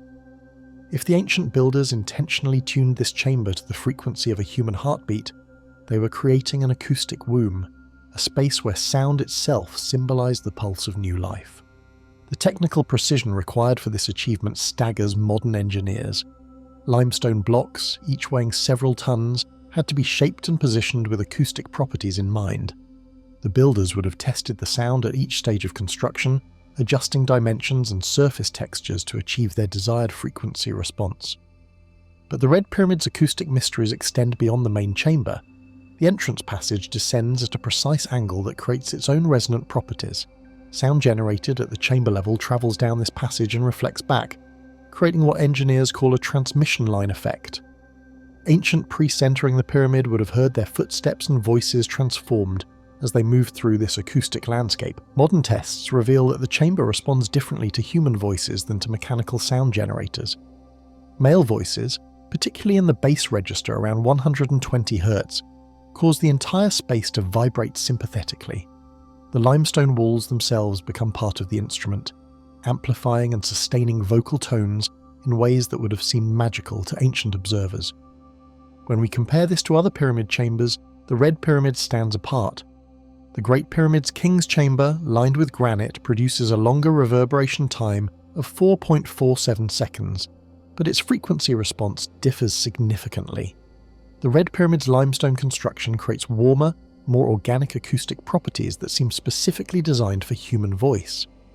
Archaeological evidence suggests these acoustic properties were not accidental discoveries, but deliberate design features. Ancient Egyptian religious texts frequently mention the importance of vocal ritual, of priests singing hymns and chanting sacred vowel sounds. Demetrius, writing around 200 BC, described Egyptian priests singing the 7 vowels in due succession, creating sounds so beautiful that people listened instead of to musical instruments. The chamber's corbelled ceiling creates another acoustic phenomenon that modern science is only beginning to understand. The curved stone vault acts as a focusing dish, concentrating sound energy at specific points within the chamber. Depending on where a person stands, their voice can seem to come from different locations, creating an effect ancient worshippers might have interpreted as divine communication. Recent digital modelling of the chamber's acoustic properties reveals mathematical relationships that align with musical harmony theory. The space naturally emphasises certain frequency ratios that create pleasant harmonic intervals. This suggests the builders understood principles of acoustic resonance that wouldn't be formally documented until the Renaissance. Yet, for all our modern understanding, fundamental questions remain unanswered. How did ancient builders, working without electronic testing equipment, achieve such precise acoustic tuning? What specific rituals took place in this resonant chamber? And perhaps, most intriguingly, why did Sneferu choose to build 2 pyramids with completely different acoustic properties? The Red Pyramid's acoustic chambers represent one of history's earliest examples of intentional architectural acoustics, predating European cathedral builders by over 3,000 years. The sound that still echoes through these limestone walls carries with it the lost voices of ancient Egypt, forever changed by the mysterious science of stone and resonance that its builders somehow mastered. The well shaft connection. Deep within the Great Pyramid, something doesn't add up. If you trace your finger along the pyramid's internal passages on any diagram, you'll notice an irregular line snaking downward from the Grand Gallery. It's rough, jagged, and completely unlike the precise corridors that define this ancient monument. This is the well shaft, and its very existence challenges everything we think we know about the pyramid's original design. In 1817, an Italian sea captain named Giovanni Battista Caviglia made a discovery that would puzzle explorers for the next 2 centuries. Working by candlelight in the cramped confines of the pyramid's lower passages, Caviglia had been clearing debris from the descending passage when he noticed something odd. Where the precise smooth walls should have continued their perfect downward angle, there was an opening, a rough, irregular tunnel that seemed to climb upward into the darkness. Caviglia was no ordinary treasure hunter. This former ship captain had already made his reputation excavating around the Sphinx, and he approached the pyramid with the methodical mind of a sailor navigating uncharted waters. But nothing could have prepared him for what he found when he followed that irregular passage upward. The tunnel twisted and turned through the limestone bedrock, sometimes so narrow he had to crawl on his belly, other times opening into larger chambers. After hours of difficult climbing, Caviglia emerged into the Grand Gallery, one of the pyramid's most magnificent chambers. He had discovered a secret connection between the upper and lower levels of the pyramid. But more puzzling still was what he found partway up this strange tunnel, a natural cave carved into the limestone bedrock itself. This chamber, which explorers would later call the Grotto, seemed to be a completely natural formation that the tunnel builders had incorporated into their design. The Grotto raises questions that echo through the pyramid's stone corridors even today. This natural limestone cave sits about 60 feet below the pyramid's base level, carved by water flowing through the bedrock thousands of years ago. Its walls are rough and organic, shaped by geological forces rather than human hands. Yet somehow, the builders of the well shaft had found this hidden cavity and made it part of their tunnel system. Standing in the grotto, early explorers noticed something that made their torches flicker strangely. Air moved through this chamber in ways that suggested other passages, other connections. Some reported hearing water flowing somewhere in the darkness beyond. The natural cave seemed to be part of a larger underground network that extended far beyond what they could explore with their primitive lighting. But perhaps the most puzzling aspect of the well shaft is its construction itself. Unlike every other passage in the Great Pyramid, which shows the precise engineering and smooth walls typical of 4th Dynasty construction, the well shaft is rough, irregular, and appears to have been carved in haste. In some sections, the tunnel is barely wide enough for a person to squeeze through. In others, it opens into chambers that seem to serve no clear purpose. This irregularity has led to one of the most heated debates in pyramid studies. Some researchers argue that the well shaft was part of the original design, built during construction as an escape route for workers trapped inside after the pyramid was sealed. They point to the fact that the shaft connects critical passages and chambers, suggesting it was always meant to be there. Others contend that the well shaft is much older than the pyramid itself, possibly a natural watercourse that the builders encountered and decided to incorporate into their structure.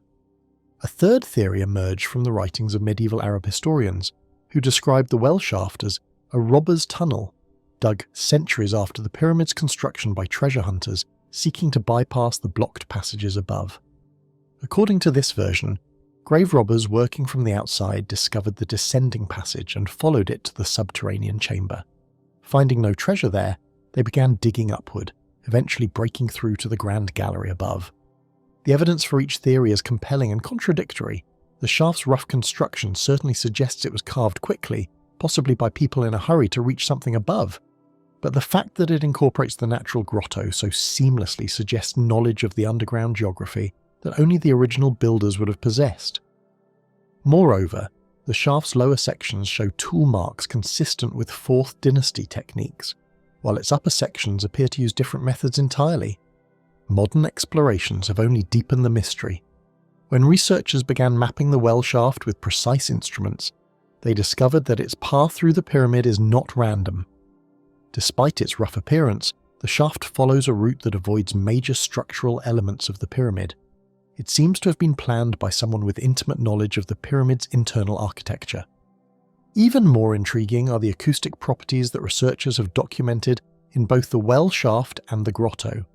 Sound behaves strangely in these spaces, with certain frequencies seeming to resonate through the limestone in ways that suggest the chambers might have been designed for specific acoustic effects. Some researchers have reported hearing sounds from other parts of the pyramid when standing in the grotto, as if the natural cave serves as some kind of acoustic hub for the entire structure. The water question adds another layer to the puzzle. The grotto clearly shows signs of water activity, with mineral deposits on its walls indicating that water once flowed through this chamber regularly. Some explorers have reported finding pools of water in the grotto, while others found it completely dry. This suggests that the water level in this underground chamber fluctuates, possibly connected to the water table far below the pyramid. Recent investigations using ground-penetrating radar have revealed what might be additional chambers connected to the grotto system.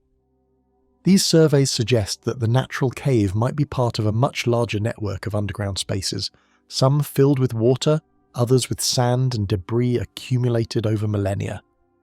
The true extent of this underground system remains unknown, hidden beneath tons of limestone and the accumulated weight of 4,500 years. What makes the well shaft truly mysterious is not just its irregular construction or its incorporation of natural features, but the questions it raises about the pyramid's original purpose.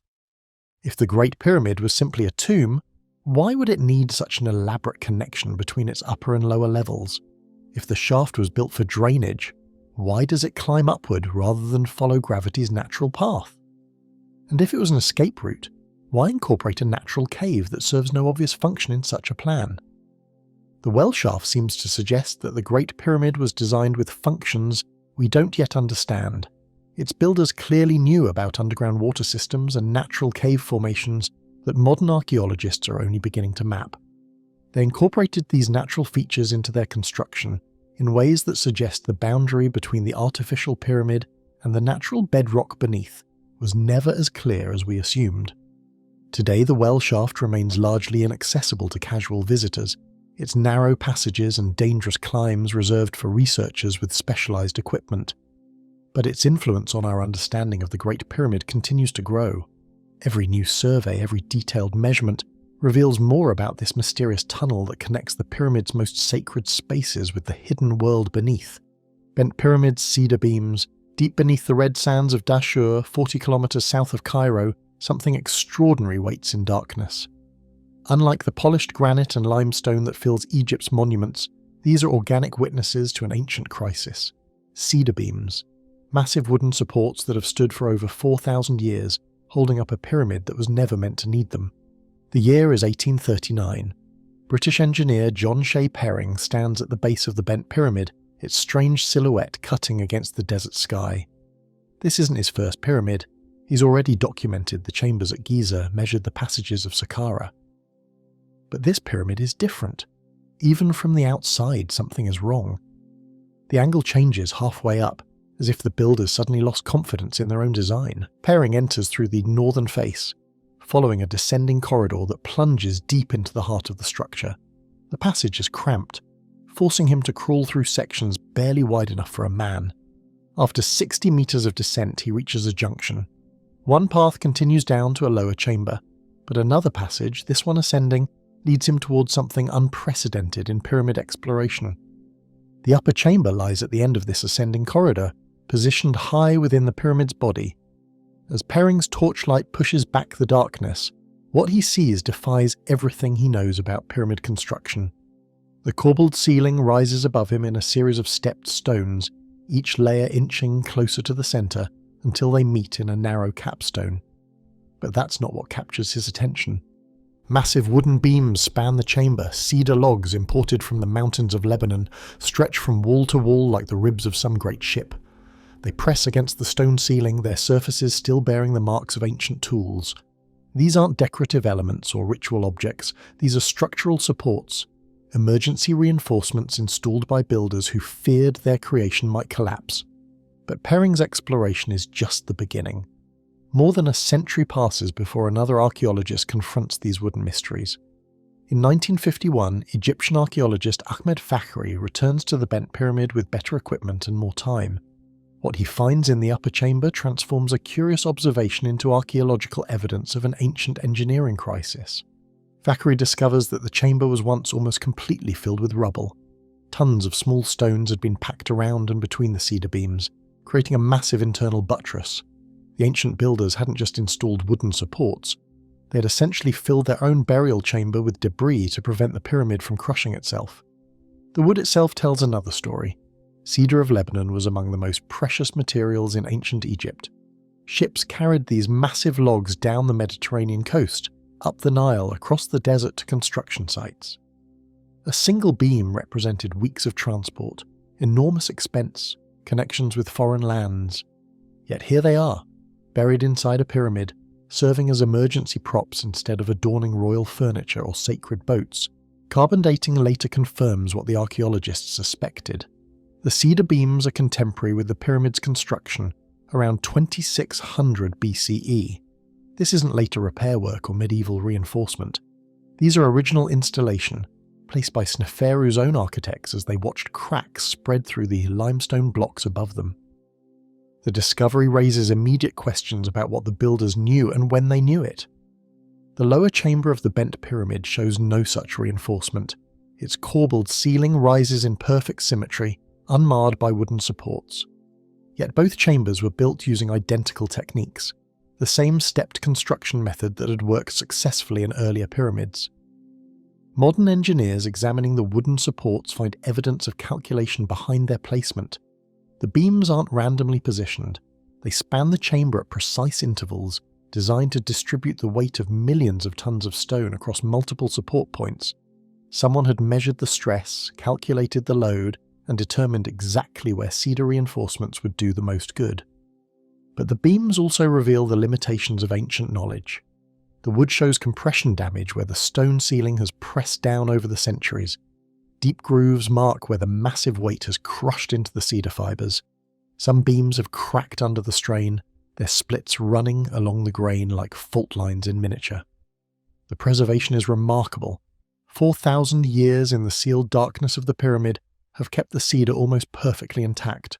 The wood retains its reddish colour, its distinctive grain pattern still visible. When researchers drill core samples for analysis, the beams release the faint, sweet scent of living cedar, as if the ancient forests of Lebanon had been trapped in stone. Recent photogrammetric surveys reveal more details about the installation process. Tool marks on the beams show they were shaped and fitted on site. The builders didn't bring pre-cut supports into the chamber. They hauled whole logs through the narrow corridors, then carved and positioned them as the construction progressed around them. The wooden witnesses also provide insight into the pyramid's abandonment as a burial site. No sarcophagus sits in the upper chamber. No grave goods fill the corners. The space that should have held the pharaoh's eternal rest became instead an architectural emergency room, its intended purpose sacrificed to structural necessity. Yet questions remain about why this pyramid alone required such dramatic intervention. Other pyramids of the era show similar construction techniques but no wooden reinforcements. The Red Pyramid, built by the same pharaoh just 2 kilometers away, contains no cedar supports, despite having even larger internal chambers. Some researchers suggest the bent pyramid's unique angle change is connected to the wooden supports. Perhaps the builders discovered the structural problems early in construction and changed the pyramid's slope to reduce the weight pressing down on the chambers below. The wooden beams would then represent the solution to a problem that was already partially addressed by the external angle change. The cedar beams remain in place today, still supporting their ancient burden. Modern conservation efforts focus on monitoring their condition, checking for signs of further deterioration or stress.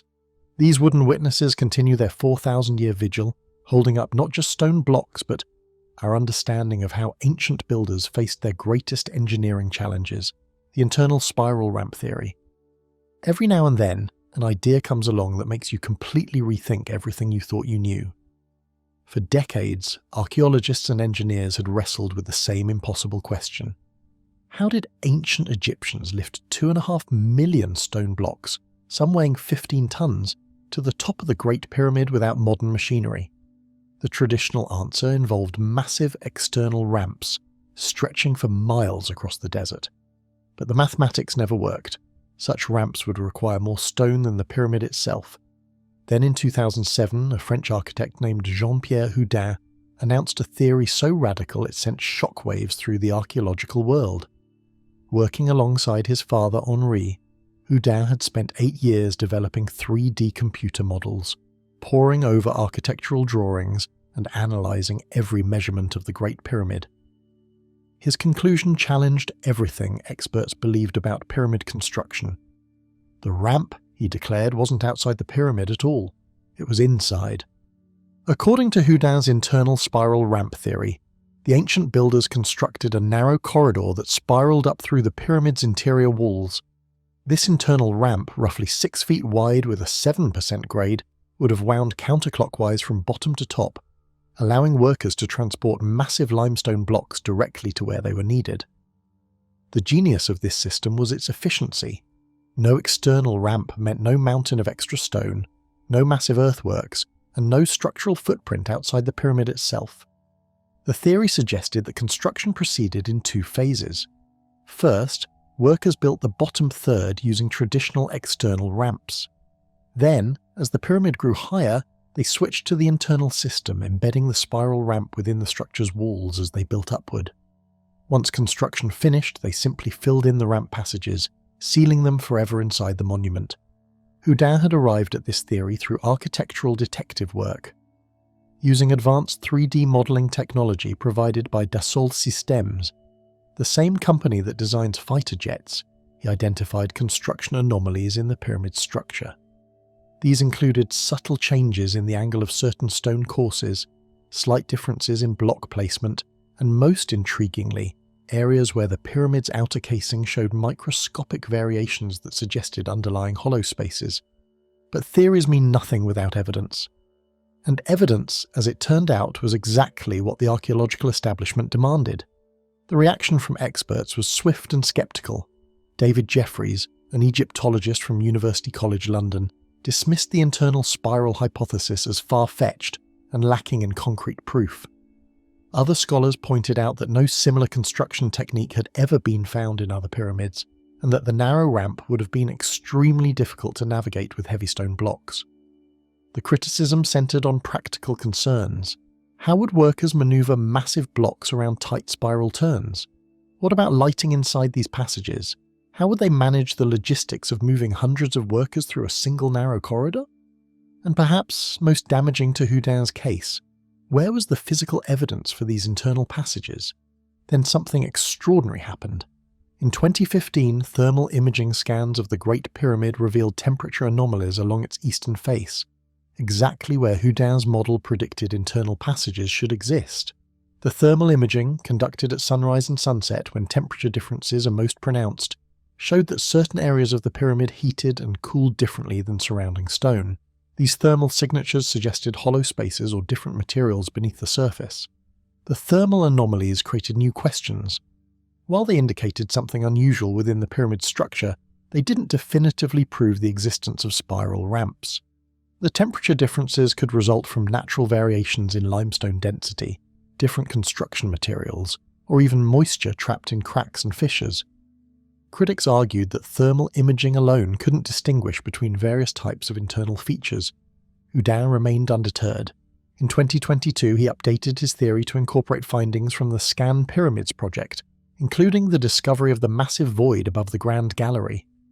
He suggested that this void might actually be part of his proposed internal ramp system, or connected to it through previously unknown passages. His updated models showed how the spiral ramp could intersect with known chambers, and potentially explains some of the pyramid's most puzzling architectural features. The debate over Houdin's theory reflects a larger tension in Egyptology between traditional archaeological methods and modern technological approaches. Conservative scholars emphasize the importance of physical excavation and historical precedent. They point out that extraordinary claims require extraordinary evidence, and that computer models, while impressive, cannot replace actual archaeological discovery. Supporters of the internal ramp theory argue that new technology allows researchers to test hypotheses that were previously impossible to investigate. They note that thermal imaging, muography, and 3D modeling have already revealed previously unknown features within the pyramid. Why, they ask, should ancient builders have been limited to construction methods that modern archaeologists can easily understand? The practical implications of Houdin's theory extend beyond academic debate. If internal ramps do exist within the Great Pyramid, they could potentially be accessed through careful drilling or by following existing passages. Such exploration could reveal invaluable information about construction techniques, provide new insights into the pyramid's internal structure, and possibly lead to the discovery of additional chambers or artifacts. Yet the archaeological community remains divided. Some researchers have embraced new technologies and theoretical approaches, while others maintain that no amount of computer modelling can substitute for direct physical evidence. The controversy has created an unusual situation where cutting-edge technology and ancient engineering puzzle exist in a state of perpetual tension. Recent developments have added new dimensions to the debate. Ground-penetrating radar surveys have detected additional anomalies within the pyramid structure, though interpreting these signals remains challenging. Meanwhile, advances in muon detection and other non-invasive scanning technologies continue to reveal new details about the pyramid's internal architecture. The internal ramp theory has also influenced how researchers approach other pyramids. If such sophisticated internal construction methods were used at Giza, could similar techniques explain mysteries at other pyramid sites? Some archaeologists have begun searching for evidence of internal features at pyramids where construction methods remain unexplained. What makes Houdin's theory particularly compelling is its elegant solution to genuine engineering problems. The ancient builders clearly possessed remarkable skills and sophisticated planning abilities. An internal ramp system would demonstrate a level of architectural sophistication that matches the pyramid's other impressive features: precise stone cutting, astronomical alignments, and mathematical proportions. The story of the internal spiral ramp illustrates how archaeological understanding continues to evolve. New technologies reveal new mysteries, which generate new theories, which spark new controversies. Whether Houdin's specific vision of spiral ramps proves correct or not, his work has opened up entirely new ways of thinking about ancient construction methods and the hidden secrets that might still lie within the Great Pyramid's massive stone walls. Maidum's collapsed underground structure. Deep in the Egyptian desert, about 70 kilometers south of Cairo, stands one of archaeology's most haunting failures. The Maidum pyramid rises from the sand like a broken tower, its upper level stripped away, leaving only the core structure exposed. Local Arabs call it El Haram El Kadab, the false pyramid. What they didn't know was that beneath this collapsed monument lay secrets that would reveal the dangerous learning curve of pyramid building. The story begins around 2650 BCE, during the final years of Egypt's third dynasty. Pharaoh Huni, the last ruler of his line, had ambitious plans. He wanted to build something revolutionary, not just another step pyramid like Djoser's masterpiece at Saqqara, but a new kind of tomb that would reach toward the heavens with smooth angled sides. Work began with traditional methods. Teams of workers quarried local limestone and built the foundation as a 7-step pyramid, following the proven design that had worked for generations. The underground chambers were carved deep into the bedrock, with passages that descended through solid limestone to reach the burial chamber, 15 meters below ground level. But Huni died before his vision could be completed. The throne passed to Sneferu, who would become one of Egypt's greatest builders. Sneferu inherited an unfinished step monument, but he also inherited his predecessor's dream of a true pyramid. Around 2600 BCE, he ordered his architects to continue the work, but with a radical change in design. The builders filled in the steps of Huni's pyramid with local limestone blocks and smooth Tura limestone casing stones, creating Egypt's first attempt at a true pyramid with straight sides. For several years, the work proceeded without major problems. The underground chambers were completed, including a corbelled burial chamber that showcased advanced engineering techniques. But something went wrong during the construction phase. Modern analysis suggests that the builders used a construction method that couldn't support the immense weight of the smooth-sided design. They built the outer casing at too steep an angle, about 51 degrees, and used loose fill material between the inner core and the outer shell. As construction progressed upward, the pyramid began showing signs of stress. Cracks appeared in the internal structure. The outer casing stones started shifting under the enormous pressure. Ancient Egyptian builders, with no precedent for this type of failure, watched helplessly as their revolutionary design began to tear itself apart. The collapse likely happened while construction was still ongoing. Evidence suggests it was catastrophic. The entire outer shell and much of the upper structure simply gave way, cascading down in an avalanche of limestone blocks.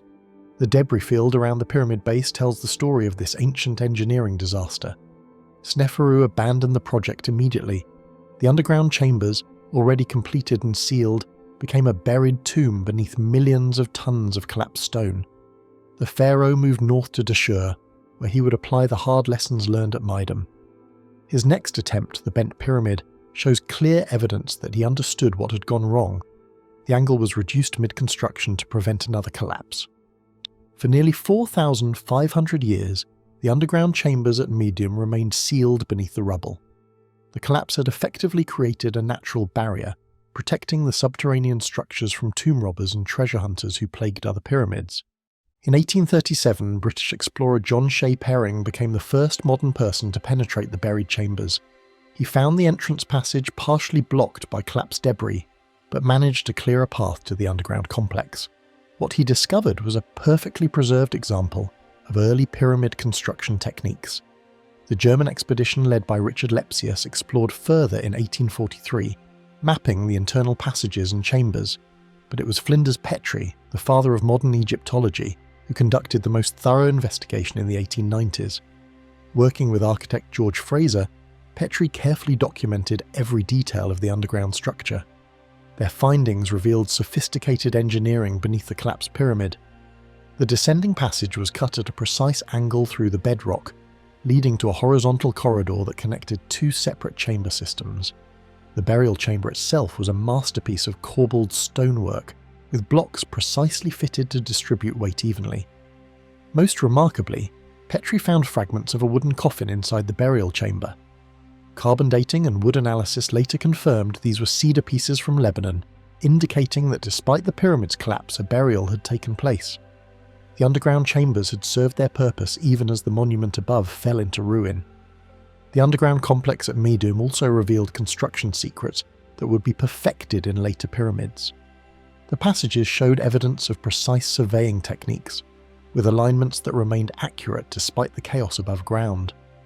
The builders had used copper tools to cut through solid limestone, leaving tool marks that were still visible after 4 millennia. In the 1980s, new archaeological techniques allowed researchers to study the collapse in greater detail. Ground-penetrating radar revealed that the underground structure extended further than Petrie had realized. Additional chambers and passages appeared to lie beneath areas still blocked by ancient debris. Recent analysis of the mortar used in the underground construction has provided new insights into 4th dynasty building techniques. The ancient Egyptians had experimented with different mortar compositions, apparently trying to find the best formula for underground construction where dampness from groundwater posed unique challenges. The underground passages at Maidum also contained graffiti left by ancient visitors. New Kingdom inscriptions, dating to over 1,000 years after the pyramid's construction, show that even ancient Egyptians were fascinated by this collapsed monument. They came to explore the underground chambers, leaving behind hieroglyphic messages that archaeologists still study today. Modern structural engineering analysis has confirmed what the ancient builders learned through painful experience. The underground chambers at Maidum were actually over-engineered for their purpose, built to support far more weight than they needed to carry. The builders hadn't yet learned to calculate the precise requirements for different parts of their structures, astronomical alignment shafts. It was 1964 when Virginia Trimble, an astronomer at the University of Maryland, first looked at the Great Pyramid's mysterious shafts through the lens of the night sky. What she discovered would challenge everything we thought we knew about these narrow passages. They weren't air shafts at all. They were windows to the stars. For centuries, these 4 narrow channels climbing upward from the king's and queen's chambers had puzzled explorers. Each shaft is just 8 inches square, carved with surgical precision through millions of tons of solid limestone. 2 run north and south from the king's chamber, 2 more from the queen's chamber below. Their purpose had always been debated, but Trimble made a startling observation. These weren't random corridors, they were telescopes built in stone. Working with Egyptologist Alexander Badawi, Trimble calculated something extraordinary. The southern shaft of the king's chamber, ascending at a perfect 45-degree angle, pointed directly at Orion's belt as it appeared in the sky around 2500 BC. Not approximately, exactly. The precision was breathtaking. The northern shaft, angled at 32 degrees and 28 minutes, aimed straight at Thuban in the constellation Draco, which served as the pole star during the pyramid's construction. But here's where the mystery deepens. The ancient Egyptians didn't just pick random stars. Orion wasn't just any constellation to them, it was Osiris himself, god of the afterlife, rising from the southern horizon.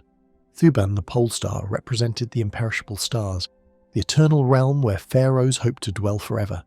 These weren't just alignments, they were pathways for the dead. The queen's chamber shafts tell an even stranger story. Unlike their counterparts above, these passages don't break through to the pyramid's exterior. They stop short, sealed within the structure itself. Yet their angles are just as precise. The southern shaft points towards Sirius, the brightest star in the night sky, which the Egyptians called Sopdet and associated with the goddess Isis. The northern shaft aligns with the star Kochab in Ursa Minor. What makes this engineering feat almost impossible to believe is the level of accuracy achieved. We're talking about hitting targets in space from inside a solid stone mountain. The margin for error in these shaft angles is less than 3 arc minutes, roughly the width of a hair held at arm's length against the sky. This precision would challenge modern engineers with laser levels and computer calculations. Yet the ancient Egyptians achieved it with copper tools and rope. Rudolf Gantenbrink's robotic exploration of these shafts in 1993 revealed another puzzle. His robot crawler, named Upuaut after the Egyptian god who opens the way, discovered that the queen's chamber shafts bend and twist as they climb through the pyramid's core. They're not straight lines at all. They follow the exact angle needed to maintain their stellar alignments, despite having to navigate around the Grand Gallery and other internal structures above. The engineering implications are staggering. To maintain these precise angles while avoiding internal chambers required three-dimensional planning of incredible sophistication. The builders had to know the exact layout of every internal space before they started construction. They had to calculate the path each shaft would take through hundreds of feet of solid stone, and they had to do it all while maintaining alignments accurate to fractions of a degree. But here's what makes this truly mind-bending.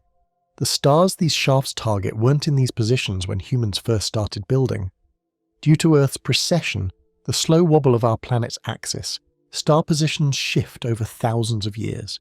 The shafts point to where these stars were specifically during the 4th dynasty, around 2500 BC. It's like the pyramid contains a timestamp written in the language of the cosmos. Modern recreations of the night sky from that era confirm what the ancient builders achieved. Using computer software to roll back the heavens 4,500 years, astronomers can see exactly what the pyramid builders saw. Orion's belt stood at precisely 45 degrees altitude when it crossed the southern meridian. Thuban marked true north with pinpoint accuracy. The correlations aren't close, they're perfect. The mystery deepens when we consider that these stellar alignments weren't accidents or approximations. They required detailed astronomical observations spanning decades, possibly centuries.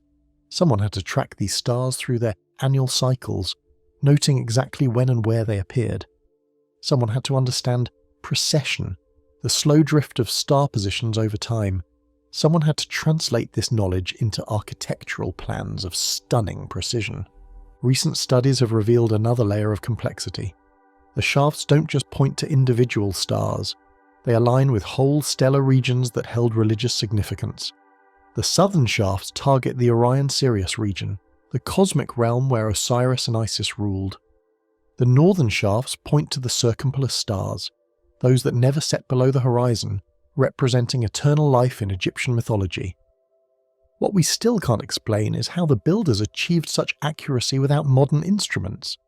There are no Bronze Age telescopes, no precision surveying equipment from this period, yet somehow they managed to aim at narrow shafts through hundreds of feet of solid stone with accuracy that matches modern astronomical calculations. The robot explorations have revealed that some of these stellar windows may have been sealed deliberately.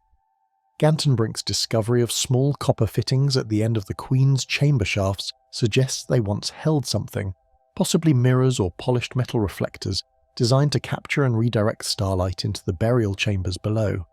Menkaure's unfinished underground complex. The morning heat was already unbearable when Colonel Howard Vyse stood before the smallest pyramid at Giza on July 29, 1837. Unlike his contemporaries who came to Egypt seeking treasure, Vyse arrived with a different mission.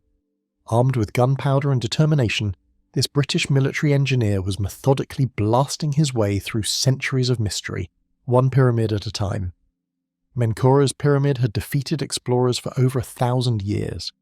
While Arab historians spoke of entering the Great Pyramid and Napoleon's soldiers had found their way into Khafre's monument, the third pyramid remained sealed. Its entrance lay buried beneath tons of sand and debris, hidden somewhere on the north face like its larger neighbours, but where exactly, nobody knew. Vyse's engineering background told him the entrance should follow the same pattern as the other pyramids. He calculated the angle, measured the distances, and marked his target zone. Then he did what archaeologists today would consider unthinkable. He started blasting. The explosions echoed across the plateau as Vyse and his partner, civil engineer John Perring, carved their way through solid limestone. Local workers hauled away tons of rubble as the tunnel grew deeper into the pyramid's core. Day after day the work continued, driven by Vyse's conviction that the entrance lay just beyond the next blast. After weeks of dangerous excavation, they broke through. The original entrance passage opened before them, sloping downward into absolute darkness.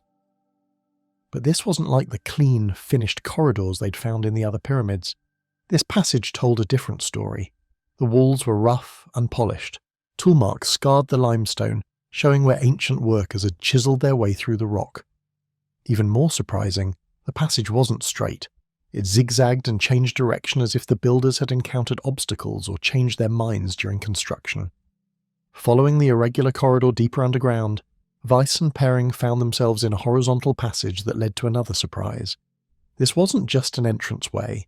It was a complex underground system with multiple chambers, each revealing clues about how the ancient Egyptians actually built their monuments.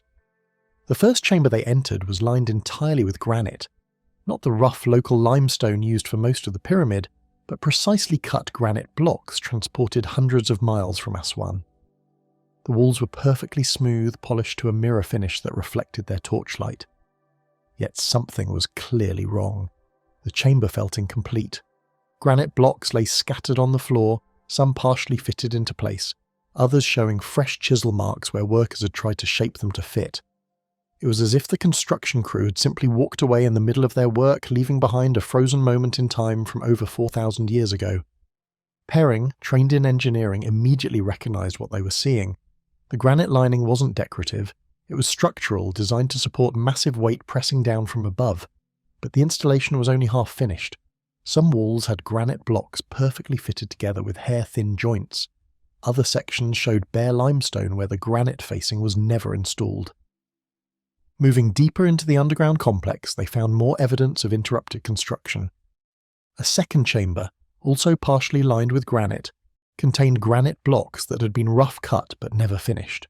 The surfaces showed tool marks from different stages of the shaping process. Some blocks were completely smooth, ready for installation. Others were barely roughed out from their quarried state. The most dramatic discovery waited in the burial chamber itself.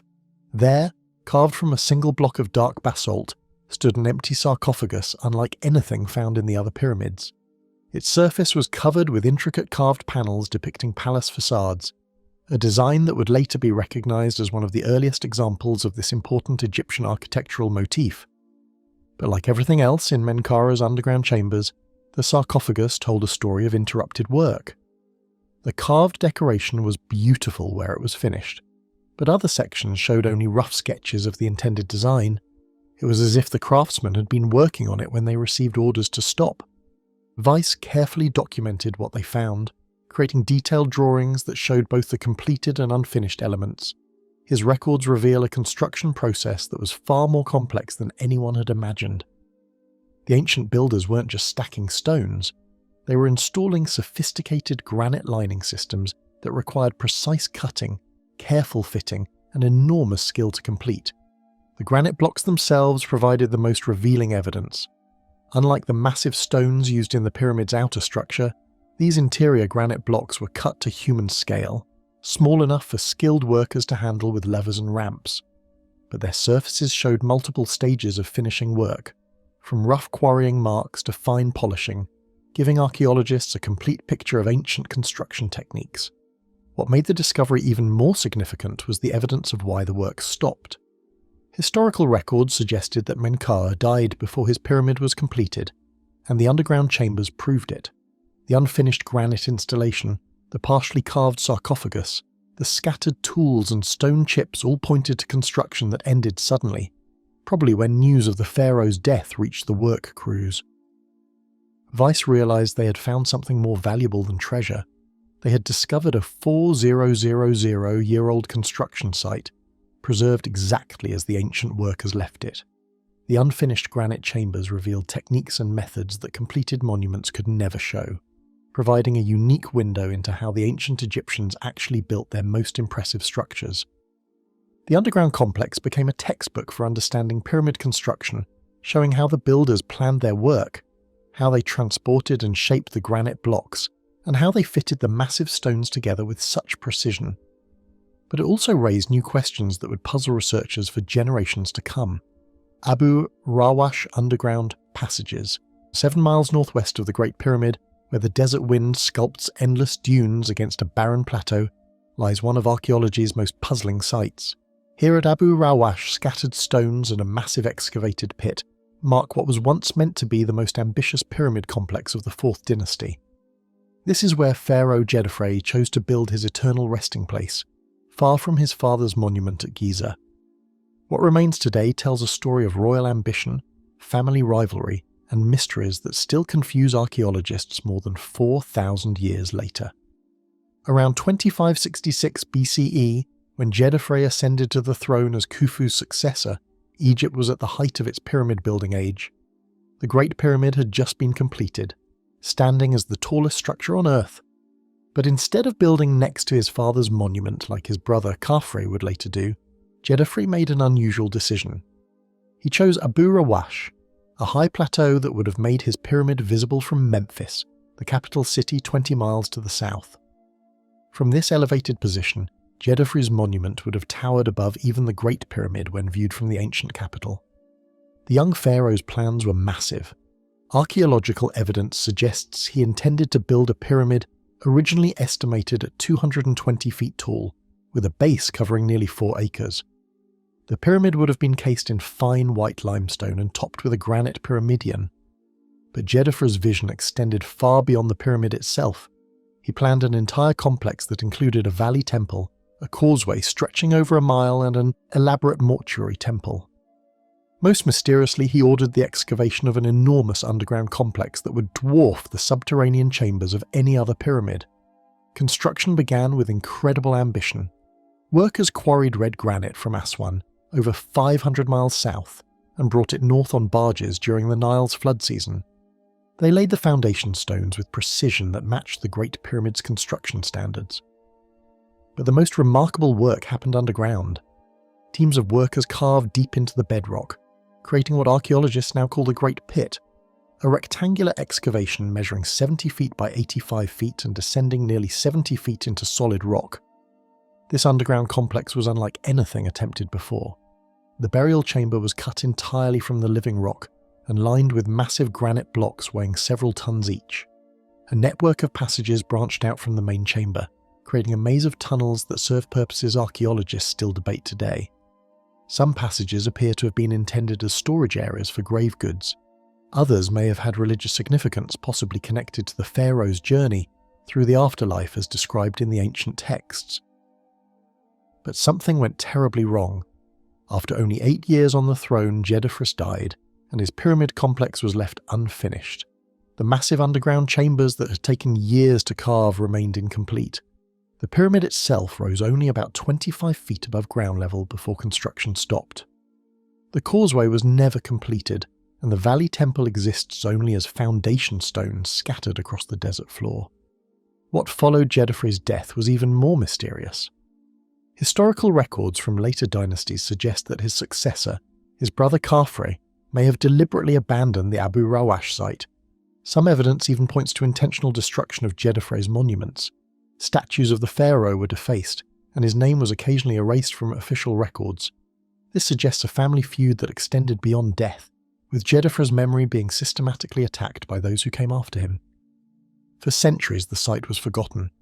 Desert winds buried the scattered blocks, and the great underground complex filled with sand and debris. Roman-era quarrying operations removed much of the remaining stone for construction projects in nearby settlements. By the time Napoleon's expedition reached Egypt in 1798, Abu Rawash was little more than a pile of rubble with a mysterious hole in the ground. The first serious archaeological investigation didn't come until the early 1900s, when French archaeologist Émile Chassinat began clearing the site. What he found amazed him. Despite the destruction above ground, the underground complex was largely intact. The granite-lined burial chamber still showed tool marks from ancient chisels. Passages extended in multiple directions, some sealed with massive stone blocks that had never been moved. In one tunnel, Chassinat found fragments of canopic jars and pieces of furniture that suggested the chambers had been prepared for burial, even though they were never used. More systematic excavations began in the 1950s when Dutch archaeologist Adolf Claessens worked at the site for 3 seasons. His team uncovered hundreds of artifacts scattered around the pyramid complex, including fragments of Djedefre's statues and pieces of his sarcophagus. But the most important discoveries came from the underground passages. Claessens found evidence that the complex had been designed with multiple levels, possibly extending even deeper than the main burial chamber. The most significant work at Abu Rawash began in 1995, when Michel Valoggia led a Franco-Swiss team in the most comprehensive study of the site ever attempted. Using modern archaeological techniques, his team mapped the entire underground complex and made startling discoveries. They found that the tunnel system was far more extensive than previously believed. Some passages had been deliberately sealed in ancient times, while others appeared to continue deeper into the bedrock than anyone had realized. Ground-penetrating radar revealed additional chambers that hadn't been excavated, suggesting that Djedefre's underground complex may have been even larger than the visible portions indicate. Some of these hidden chambers appear to be natural caves that were incorporated into the design, while others show clear evidence of human construction. The purpose of these deeper levels remains unknown, as they were sealed before any artifacts could be placed inside them. Recent technological advances have revealed even more mysteries. Laser scanning of the underground chambers has shown that they were constructed with the same precision found in the Great Pyramid. The angles of the passages and the positioning of the chambers follow mathematical relationships that suggest sophisticated planning. Some researchers believe the layout may have been designed to mirror constellations visible in Djedefre's time, though this theory remains controversial. Perhaps most intriguingly, water damage in some of the lower passages suggests that groundwater once reached levels far higher than today. This raises questions about whether some chambers were deliberately flooded as part of the burial ritual, similar to the water-filled chambers found beneath other pyramids. Chemical analysis of residue on the chamber walls has revealed traces of oils and resins that may have been used in mummification processes, though no royal burial was ever placed in these chambers. The underground complex at Abu Rawash represents one of the most sophisticated engineering projects of the ancient world, yet it remains largely unknown to the public. Unlike the famous chambers beneath the Great Pyramid, which attract millions of visitors, Djedefre's underground maze sits empty and unexplored. Modern security concerns and the site's remote location mean that most of the tunnel system remains off-limits to researchers. Today, Abu Rawash sits as a monument to ambition cut short by political intrigue and family rivalry. The massive pit that was meant to house a pharaoh's eternal rest instead holds only questions about what might have been. Each new technological advance reveals more chambers, more passages, more mysteries buried beneath the desert floor. Somewhere in those sealed tunnels may lie answers about 4th dynasty royal politics, ancient construction techniques, and religious beliefs that we're only beginning to understand. The Lost Pyramid of Abu Rawash continues to challenge our understanding of ancient Egyptian engineering and royal succession. Its underground secrets remain largely untold, waiting for future archaeologists to unlock the mysteries that Djedefre took with him to whatever afterlife he found beyond his unfinished tomb. The North Face Corridor, the morning of February 24th, 2023 started like any other day at Giza. Tourists gathered around the Great Pyramid's base, taking photos and marvelling at the ancient stones, but inside the pyramid, something extraordinary was about to happen. For the first time in over 4,000 years, human eyes were about to see into a hidden room that Khufu's builders had sealed away from the world. Dr. Sébastien Procureur from the French Alternative Energies and Atomic Energy Commission stood with his colleagues at the pyramid's north face. In his hands he held an endoscope, a thin, flexible tube barely 5 millimeters wide, equipped with a tiny camera. This moment was the culmination of 7 years of patient work, cosmic ray measurements, and technological innovation that had begun with a simple thermal anomaly detected in 2016. The story of this discovery actually began much earlier, when an international team called ScanPyramids launched their mission in October 2015. The team brought together scientists from Egypt, France, Japan, Canada, and Germany, all united by one goal: to see inside the Great Pyramid without moving a single stone or causing any damage to this ancient wonder. Dr. Kunihiro Morishima from Nagoya University was among the first to suspect something was hidden behind the pyramid's distinctive chevron structure on the north face. The chevron, that triangular arrangement of massive limestone blocks above the pyramid's original entrance, had always puzzled researchers. Why would the ancient builders create such a complex structure if it served no purpose? In 2016, thermal cameras detected unusual temperature patterns around the chevron area. The readings suggested that air was moving differently behind those massive blocks, indicating there might be empty space. But thermal imaging could only hint at what might be there. The team needed something more powerful to peer through tons of solid limestone. That's when they turned to cosmic rays, those high-energy particles that constantly shower Earth from outer space. When these particles, called muons, pass through stone, they behave differently than when they pass through air. By placing special detectors inside the pyramid's descending corridor, the team could essentially create an X-ray image using particles from space itself. Morishima and his team from Nagoya University began installing their nuclear emulsion films in the narrow confines of the descending corridor in early 2016. These films, no bigger than a laptop computer, could record the paths of individual muons passing through the pyramid above them. Each film had to be carefully positioned and left in place for months to collect enough data. The work was painstaking. The descending corridor is barely tall enough for a person to walk upright, and the temperature inside remains constant at about 70 degrees Fahrenheit year-round. Team members had to crawl through cramped spaces, carefully positioning their sensitive equipment while trying not to disturb the ancient structure around them. After months of data collection, the results were clear. There was definitely a void behind the chevron, a corridor-shaped space running roughly east to west, parallel to the pyramid's base. But the MON detectors could only tell them the space was there. They couldn't reveal what was inside. Between 2016 and 2019, the team deployed additional muon detectors to map the hidden space more precisely. Procureur's team from the French CEA brought in real-time gaseous detectors that could provide immediate results, while Morishima continued refining the measurements with his nuclear emulsion films.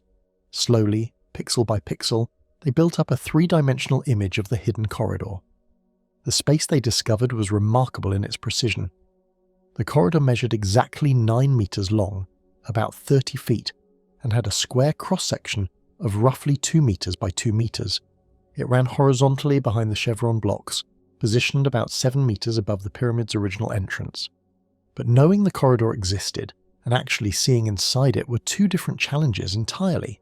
The team needed to find a way to access the space without damaging the pyramid's structure. Dr. Mohammed El-Khamati from Cairo University joined the project, bringing ground-penetrating radar and ultrasonic testing equipment to examine the chevron blocks more closely.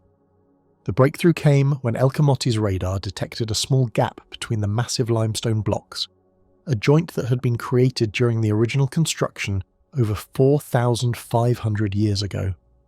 The opening was tiny, barely wide enough for the team's 5mm endoscope, but it was perfectly positioned to allow access to the hidden corridor. On that February morning in 2023, with Egypt's former Antiquities Minister Dr. Zahi Hawass and other officials watching, Procureur carefully inserted the endoscope through the ancient joint. The camera moved slowly forward through the narrow opening, its LED lights illuminating stone walls that hadn't been seen since the pyramid's construction. The first images appeared on the team's monitor, grainy but unmistakable. They were looking at the interior of an actual room inside the Great Pyramid, not a crack or a flaw in the construction, but a deliberately created architectural space. The walls were smooth limestone, precisely cut and fitted. The ceiling showed the same careful craftsmanship that characterized the pyramid's known chambers. But the corridor appeared to be empty. No artifacts, no decorations, no obvious clues about its purpose. Just carefully constructed stone walls forming a long, narrow chamber that had remained hidden for millennia. The discovery raised immediate questions. Why would the pyramid's builders create such a precisely constructed space and then seal it so completely? The corridor's position directly behind the chevron structure suggested it might have been related to the construction process itself, perhaps a way to relieve structural stress or provide access during building. Some experts theorized that the corridor might have been a trial run for the chevron construction technique, which was used elsewhere in the pyramid above the king's chamber. Others suggested it could have been designed to protect the entrance passage below from the enormous weight of the stones above. Procureur was careful to temper expectations about further discoveries. The first pictures taken with the endoscope seem to show there is nothing, but we cannot see all the room precisely yet, he told reporters. The team had only been able to examine a small portion of the corridor through their narrow access point. The discovery represented something unprecedented in pyramid research. the first time in the modern era that scientists had detected, mapped, and actually viewed a previously unknown internal space using completely non-destructive techniques. No stones were moved, no walls were breached, nothing was damaged in the process of revealing this ancient secret. The international team published their findings in Nature Communications, one of the world's most prestigious scientific journals. The paper documented not just the discovery itself, but the remarkable precision with which cosmic ray meography could map internal structures. They had located the corridor to within a few centimeters and determined its dimensions with extraordinary accuracy. The North Face Corridor, as it became known, represents more than just another hidden space in the Great Pyramid. It demonstrates how ancient Egyptian architects were even more sophisticated than previously thought, creating complex internal structures for purposes that modern science is only beginning to understand. After nearly 2 centuries of exploration, the Great Pyramid was still revealing new secrets to those patient enough to listen to whispers from outer space. Underground water tunnels at Giza. Picture this. You're standing on the Giza plateau, looking at the Great Pyramid towering above you. What you can't see is that beneath your feet lies something equally impressive. A hidden network of water-filled passages that connects underground chambers across the entire plateau. This isn't science fiction. It's engineering reality that's been flowing in darkness for thousands of years. In 1999, when archaeologist Zahi Hawass first descended into what became known as the Osiris shaft, 30 meters beneath Khafre's causeway, he discovered something unexpected. The lowest chamber was flooded with groundwater. Not just a puddle or seepage from recent rains, but a substantial body of water that had been there for millennia. What Hawass didn't know then was that he'd found just one node in a vast underground water system. The engineering challenge here seems impossible. Ancient builders somehow created a network of tunnels and chambers that could manage water flow across the entire Giza plateau. We're talking about precise water management in an era when most civilizations were still figuring out basic irrigation. The Giza water system operates on principles that modern hydraulic engineers would recognize and respect. Ground-penetrating radar surveys conducted over the past 2 decades have revealed the true scope of this underground network. The data shows water channels running between the major pyramids, connecting to natural aquifers and man-made chambers. These aren't random flood tunnels. They follow engineered paths with calculated gradients and flow rates. Consider the technical specifications. The Osiris shaft's water level remains constant year-round, despite seasonal changes in the Nile's water table 50 meters away. This suggests a sophisticated water management system with overflow channels and pressure release valves built into the bedrock. The ancient engineers didn't just dig holes and hope for the best. They created a controlled aquatic environment. The water chemistry tells its own story. Analysis of samples from the Osiris shaft shows mineral content that doesn't match local groundwater patterns. The water has characteristics suggesting it's been filtered through limestone over great distances. Some researchers believe this water originates from the ancient Lake Meris system, 90 kilometers southwest in the Fayum Depression. Lake Meris was Egypt's great engineering marvel, a massive artificial reservoir connected to the Nile by a complex system of canals and channels. Herodotus wrote about underground passages leading from the lake's famous labyrinth to distant locations. Modern geological surveys have identified ancient water channels running northeast from the Fayum toward Giza. These channels, now mostly dry, show evidence of artificial modification and stone lining. Here's where the engineering gets truly sophisticated. The underground water system at Giza appears designed to maintain specific water levels in different chambers. The Queen's Chamber has moisture issues that suggest connection to this network. The subterranean chamber shows water damage patterns, indicating periodic flooding and drainage cycles. The well shaft connects to a natural grotto that shows signs of artificial modification for water control. Recent discoveries have expanded our understanding of this network's complexity. In 2023, ground-penetrating radar detected what appear to be vertical water shafts extending deep into the bedrock beneath all 3 major pyramids. These shafts show the same precise engineering as the visible chambers above ground. Perfectly circular stone-lined passages descending to depths that exceed current archaeological access. The pattern becomes clear when you map the entire system. The pyramids aren't just sitting on solid rock. They're positioned at key points in a water management network that extends across the plateau and possibly connects to the ancient Lake Moeris system. Each pyramid complex includes underground chambers that serve as collection points, overflow reservoirs, and distribution nodes for this water network. Modern hydraulic engineering recognizes several techniques in the Giza water system that weren't supposed to exist in ancient times. Pressure equalization chambers that prevent overflow damage, sedimentation basins that allow particulates to settle before water continues through the system, flow restrictors that regulate water speed and prevent erosion. These aren't accidental features, they're deliberate engineering solutions. The scale of this construction rivals the pyramids themselves. Excavating and lining kilometers of underground water channels through solid limestone represents a massive undertaking. The builders needed advanced surveying techniques to maintain proper gradients across long distances. They needed sophisticated understanding of local hydrology to tap into and redirect groundwater flows. Watermarks on chamber walls throughout the Giza complex show evidence of this system's operation over thousands of years. The marks aren't random flood damage. They follow consistent patterns that indicate controlled water levels and regular drainage cycles. Someone designed this system to operate for millennia with minimal maintenance. The mystery deepens when you consider the system's current state. Some chambers remain flooded, others are completely dry.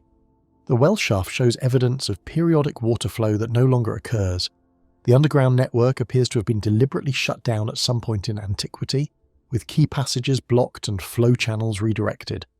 Ground-penetrating radar continues to reveal new elements of this system.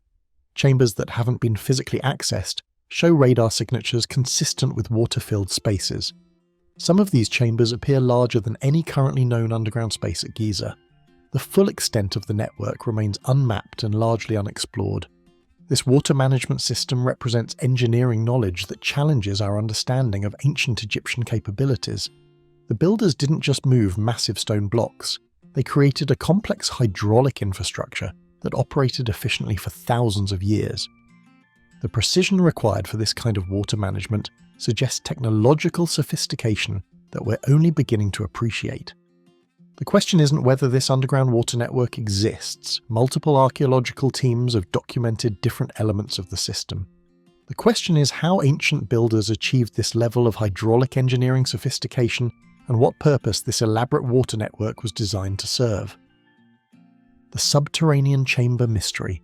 Deep beneath the Great Pyramid, in a chamber carved from solid bedrock 30 meters below ground level, lies one of archaeology's most perplexing mysteries. The subterranean chamber appears unfinished, rough-hewn, and abandoned.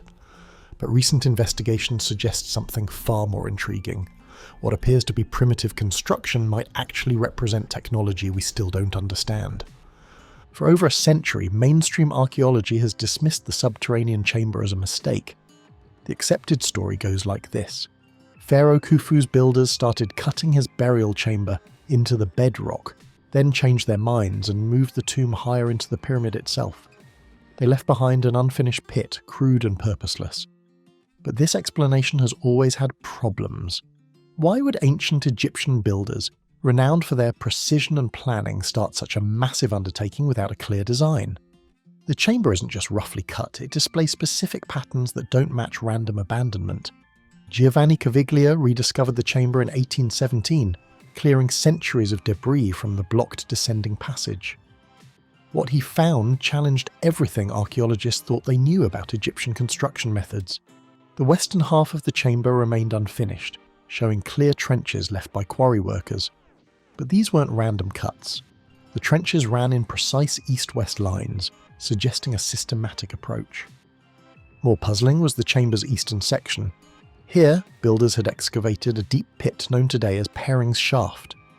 The original portion of this shaft, measuring 2 meters square and cut diagonally across the chamber, appears to be ancient, but its purpose remains completely unknown.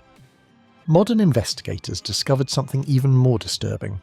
The precision involved in creating this supposedly crude chamber rivals anything found in the pyramid's upper sections. The walls, despite appearing rough, maintain exact right angles. The ceiling remains perfectly level across the entire 16-meter span. The chamber's orientation aligns precisely with the pyramid's cardinal directions. Christopher Dunn, a precision engineer who studied the chamber extensively, found evidence that contradicts the abandonment theory. Tool marks on the chamber walls show characteristics of advanced cutting methods. The granite blocks used to seal the ascending passage above required technology capable of lifting and positioning 70-ton stones with millimetre accuracy. The most controversial discovery came from acoustic testing. When sound waves are generated in the subterranean chamber, they create specific resonance patterns that match no other space in the pyramid. The frequency response suggests the chamber was designed to amplify and focus sound waves, possibly as part of a larger system involving the pyramid's internal passages.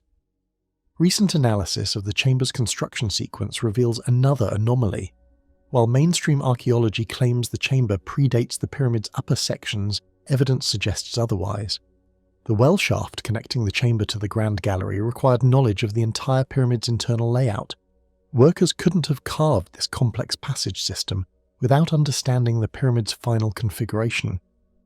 The eastern shaft presents the greatest challenge to conventional theories. Unlike other pyramid passages which follow predictable patterns, this shaft descends at an irregular angle before terminating abruptly.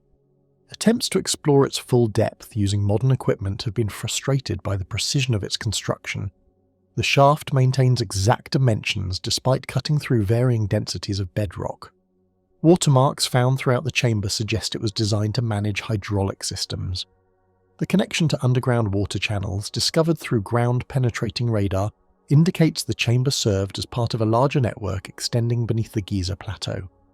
Ancient texts mention water-filled chambers beneath the pyramids, but archaeologists dismissed these as myth until recent discoveries confirmed their existence. The chamber's relationship to the pyramid's astronomical alignments presents another puzzle. While the upper chambers align with specific star positions, the subterranean chamber's orientation appears to track underground water movements that follow the Nile's ancient course. This suggests builders possessed detailed knowledge of both celestial mechanics and underground hydrology. Even more intriguing is the evidence of precision manufacturing throughout the chamber. Stone surfaces that appear roughly finished actually display tool marks consistent with advanced cutting techniques. Core samples reveal that builders used copper-based cutting tools enhanced with abrasive materials that shouldn't have existed in ancient Egypt. The chamber's geometric proportions follow mathematical relationships that weren't formally discovered until centuries later.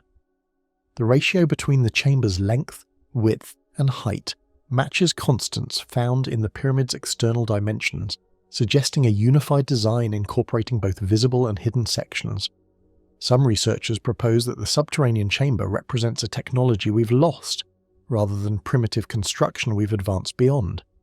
The precision of its hydraulic management, the sophistication of its acoustic properties, and the integration with larger systems suggest capabilities that challenge our understanding of ancient Egyptian civilization.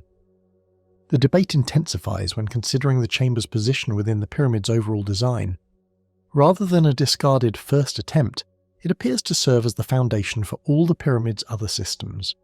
The well shaft, the water channels, and the underground network all converge at this chamber, making it the central hub of a complex that extends far beyond the pyramid's visible structure.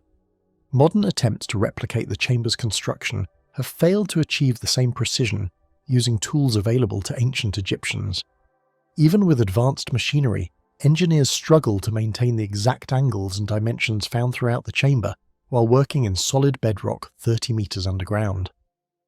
The mystery deepens when examining how ancient workers managed ventilation and lighting during construction. The chamber's size and depth would have required sophisticated air management and illumination systems that leave no archaeological trace, yet the precision of the work indicates optimal working conditions throughout the construction process. The subterranean chamber remains one of the Great Pyramid's most challenging mysteries.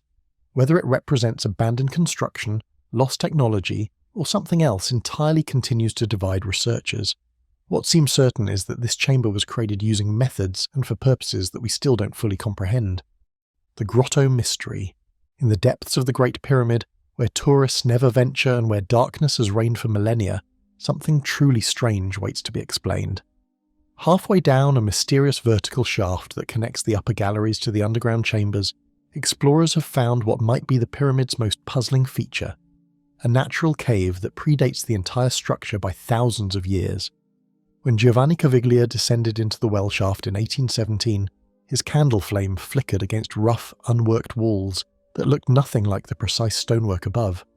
Here was raw bedrock, carved not by ancient Egyptian hands but by nature itself. This cave, which archaeologists now call the Grotto, sits like a forgotten memory in the heart of humanity's greatest monument. The discovery raised an immediate question that has haunted researchers for over 2 centuries. Why would the builders of the Great Pyramid incorporate a natural cave into their carefully planned design? Every other chamber, every passage, every block was placed with mathematical precision. Yet here, in the middle of their masterpiece, they left a rough-walled cavity that looks like it belongs in a mountain, not a monument. Early explorers found evidence that this wasn't just any cave. The walls show clear signs of ancient human activity. Tool marks suggest someone enlarged the natural opening, but when and why remains unclear. Some researchers believe the cave was already sacred to local populations before the pyramid was built. Others think the builders discovered it during construction and decided to preserve it for reasons we can no longer understand. The grotto connects to the well shaft through a carefully engineered passage that drops straight down into the pyramid's underground system. This connection suggests the cave wasn't just left alone. It was deliberately integrated into the pyramid's internal network. Someone wanted access to this natural space, even as they built the most sophisticated structure of the ancient world around it. Watermarks on the grotto walls tell another story.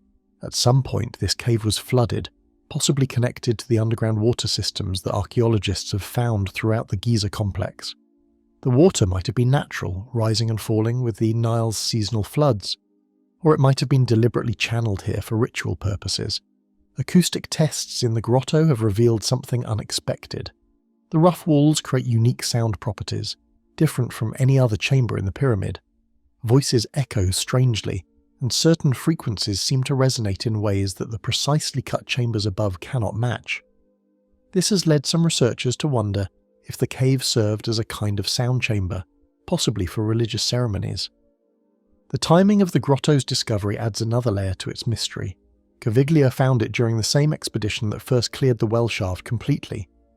Before his work, the connection between the upper and lower levels of the pyramid had been blocked for centuries. Ancient grave robbers might have used this route, but they left no clear records of what they found in the cave itself.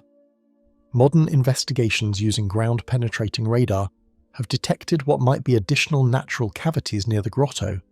These spaces appear to be filled with debris or sand, making it impossible to determine their original size or purpose.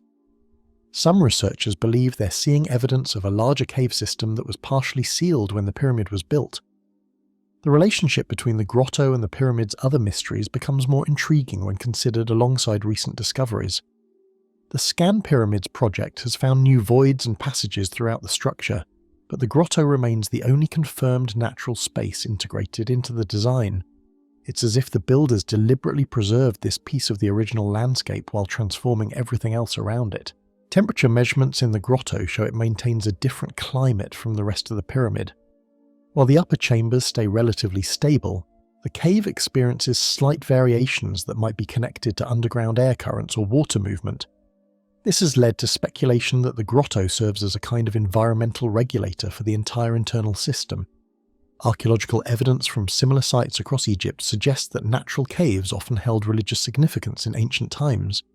They were seen as entrances to the underworld, places where the boundary between the living and the dead became thin. If the grotto held such meaning, its incorporation into the pyramid would represent a merging of natural sacred space with human architectural achievement. Recent attempts to map the complete underground network beneath Giza have shown that the grotto sits at a crucial junction point. Water channels, natural cavities, and human-made passages all seem to converge in this area.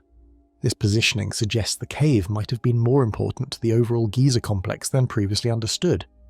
The grotto represents something archaeologists rarely encounter: a deliberate preservation of natural space within human construction. While every other part of the Great Pyramid demonstrates humanity's ability to reshape stone and space according to their vision, this cave stands as a reminder of what was already there, waiting in the darkness long before the first block was cut.